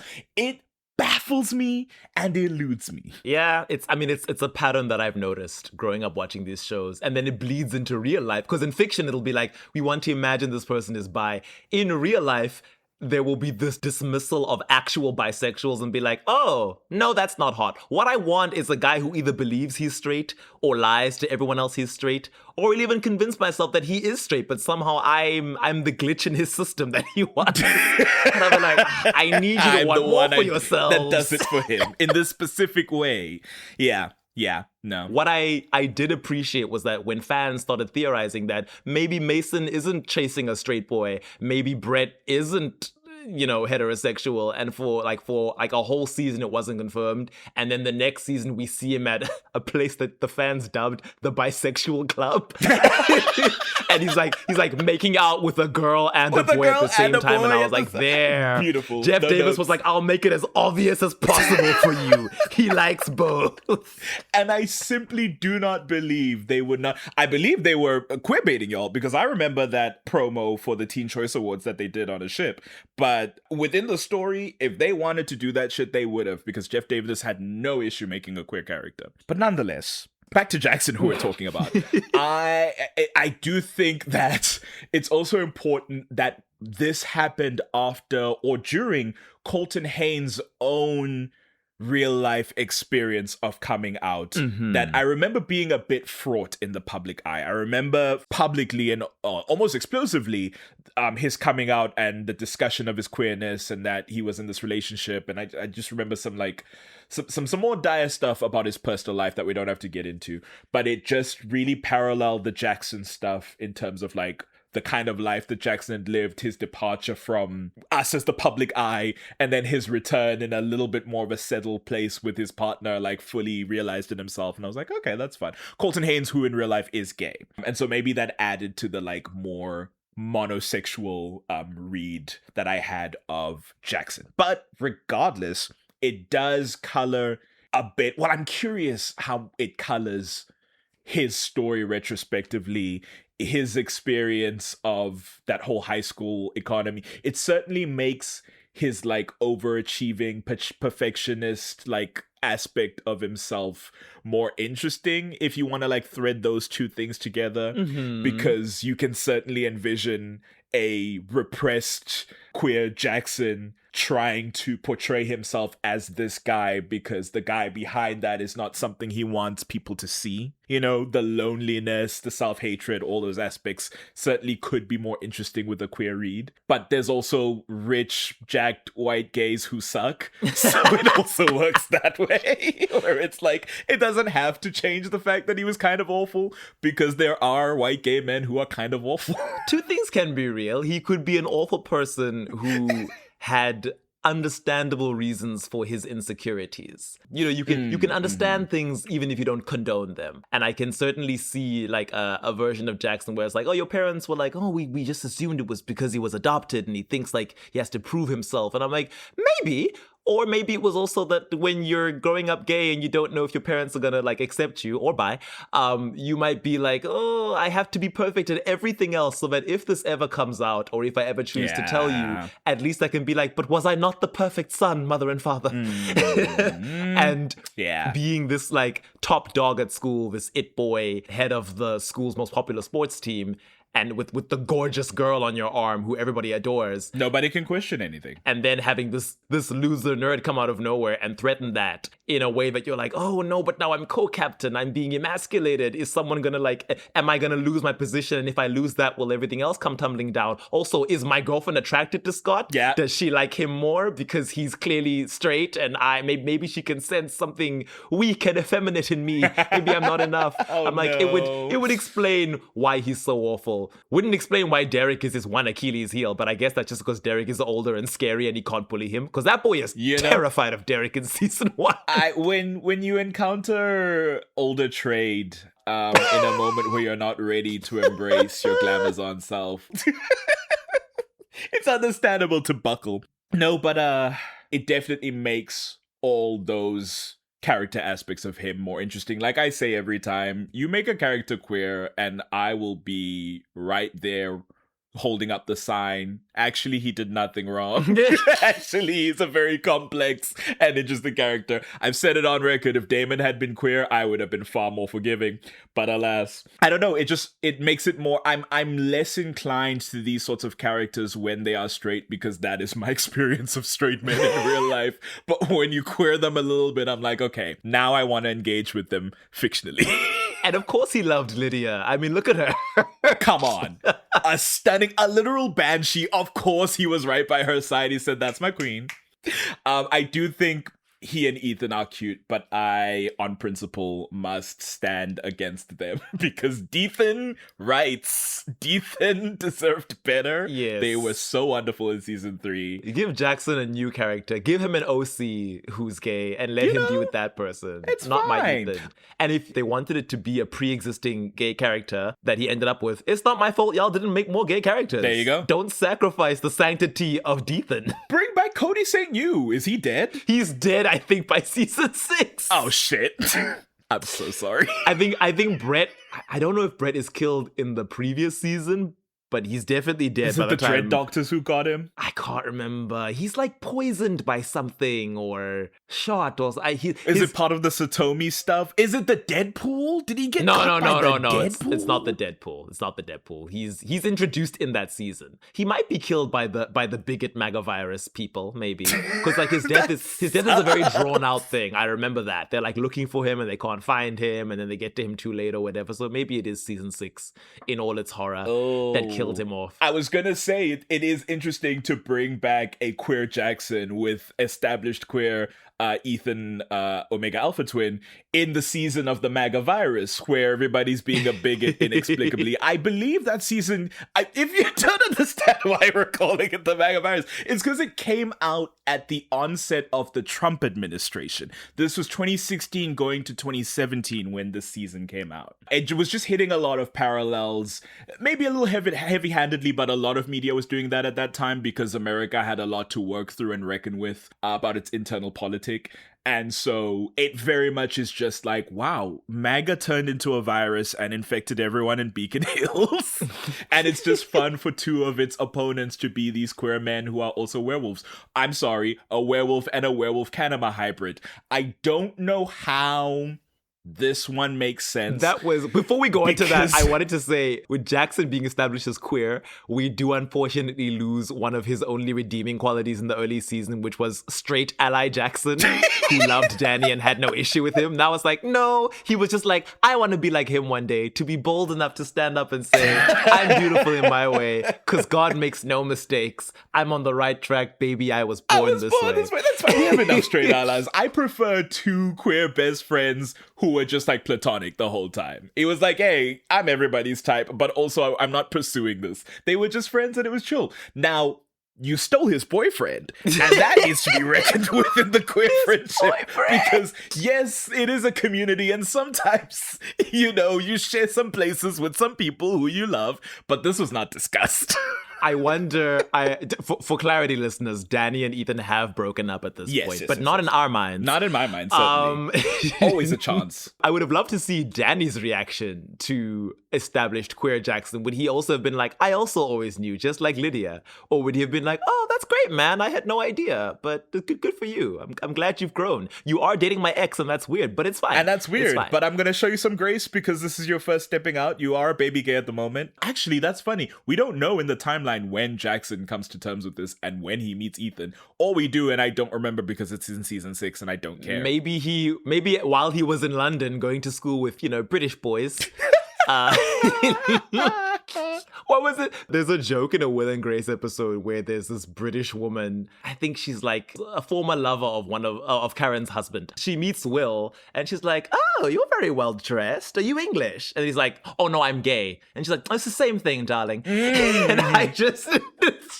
Yes. Jackson went to England, met British boys, and he was like, okay, I'm seeing something. I see. It's not a joke in Red, White, Royal Blue as well. I forget the main characters' names, but the British Prince Harry is like, darling, I went to British boarding school when he's describing his sexual experience. And I found that funny. And then in the Legally Blonde musical, there's a very iconic song called Gay or European, where they're trying to figure out if that one witness is gay or just European. I love it. But yeah, that was Jackson's way. Now that you put it in my head, I really want Jackson with Brett, because I'm like, put that short gay with that very tall gay. Yes. I love it. I think that would be so fun. I also wanted to see, he certainly is in his portrayal a little bit gayer, but like if you have to put them on a spectrum, Ethan is playing a little more femme than he is. And I just feel like I wanted Jackson to be like like a bitchy sub. I don't know why that's like in my head the natural conclusion. Because he's the Kanema and he wants to be controlled. You know? Which brings us back to your point that I had to interrupt before we ended off the gay thing, the queer thing, the bi thing. Which is the Kanema of it all. Because that was my issue. I don't know if your issue was with the queerness. I was like, the queerness, whatever. We can square that I wanted to circle. discuss the queerness. It wasn't an issue so much as like I wanted to clarify, was I misunderstanding? Was I weird for reading it this way and not that way? But we've hashed that out. The Kanema one I'd forgotten. I hadn't thought too much about because I didn't connect the two. It was season 6. I didn't really think about the fact that in season 2 at the end they had purged him of the Kanema stuff, so why is he half a Kanema now? I don't know. And I still don't get the way he describes it is that he's like a hybrid, like manual automatic car. Basically, like it's difficult to switch like the positronic, I don't know, he starts using car jargon, but with effort, he can switch into Kanema mode and then switch back into werewolf mode, even though he can't like fully be either. Like he really has to work at bringing out the Kanema tail to slash one of the hunters once they manage to apprehend him, and he can bring out the Kanema eyes, which are like yellow and reptilian. But it's like, why though? Wild to me. Maybe, in fact, you know what? Maybe that can be your clue that he is in fact gay. Once he realized he was gay and could never really love Lydia, it undid the little tether thing that had purged him of the Kanema curse, and it came back a little bit. Alternatively, it could be evidence that he's bisexual because he can do it both ways. He can be your werewolf or your Kanema. Actually, I love that. He said, I'm like a pendulum, baby. I swing back and forth. You know what? Like a coin. You can flip me any way you want. Because you described it as like with effort he can access the kind of powers. I'm like, oh no. What does that say about him as a bisexual? He has to really try with insert gender here. As I've mentioned before, Colton Haynes plays another queer character in a Ryan Murphy work. Oh. And therefore, he is subject to the hatred of bisexuality that we all know Ryan Murphy possesses if you've watched enough of his stuff. Yeah. And he plays a character who is functionally gay, but can engage in sex with women only if he is choking them. Yeah. And I was like, now what does that mean? Ryan Murphy has to contend with his... I was going to say internalized biphobia. He's not bisexual. With his biphobia, with his active external biphobia. What's going on, buddy? Shane Jackson, who... I don't want to get into Shane Jackson's character in that one season. Ugh. But yeah, however he was accessing it, I was like, you having the Kanema power when we made this big deal about how it was wrong, it was an abomination, it was a curse to be broken, a status to be cured of, and now suddenly it's like, no, it's still in there. I still, like, I can, and I'm like, oh. Okay. Cool. I guess there's something to be said about, like, you know, you can't just excise the worst parts of yourself. They are still in there.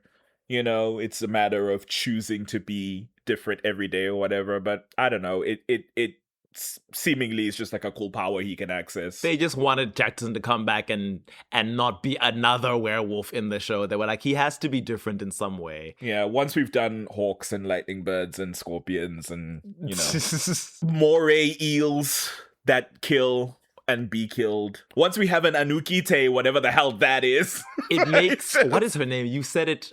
Asbill. Ashley Asbill? Kelsey Asbill. Kelsey Asbill. it makes her being this chimera of werewolf and Kanema feel kind of like empty, because I'm like, well, apparently that's just what happens. That just when you break the happens when you Kanema become a curse. Kanema. Yeah, it's like you don't need to genetically splice somebody to do this. I don't know, it's odd.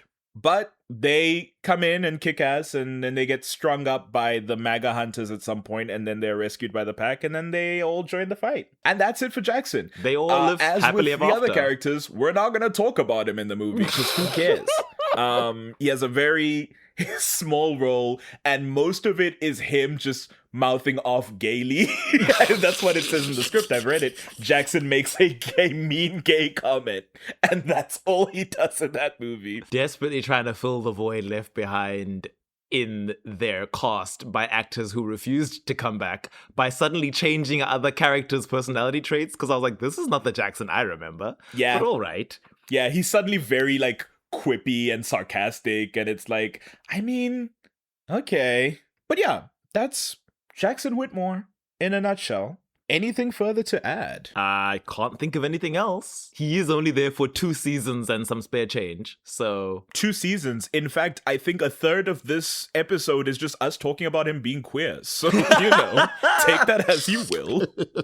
Yeah, I've got nothing more to say. I think he's a character who, on average, I quite dislike. I think they did something interesting with him in the 2nd season. And I think it's a shame he couldn't be there longer, because he could have been somebody I somewhat liked. I'm always just like, yeah, I read him as the Tyler Lockwood who never was. But yeah, that's, I think, all for this episode.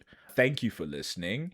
If you have any questions, thoughts, or just want to say hi, you can mail those to animalattackpod@gmail.com. You can also tweet us at animattackpod. That's at ANIM Attack Pod. You'll find a link tree in our bio that has all our online stuff. We're, of course, Animal Attack Pod on all other socials. That's it from us. Abandon your ideals of perfectionism. Be nice to the people around you. And if you start seeing scales in the mirror or a snake come out of your eye, stop it. Ask for help. It's get some help, but I love the reference. Get some help. Cheers, y'all. Bye.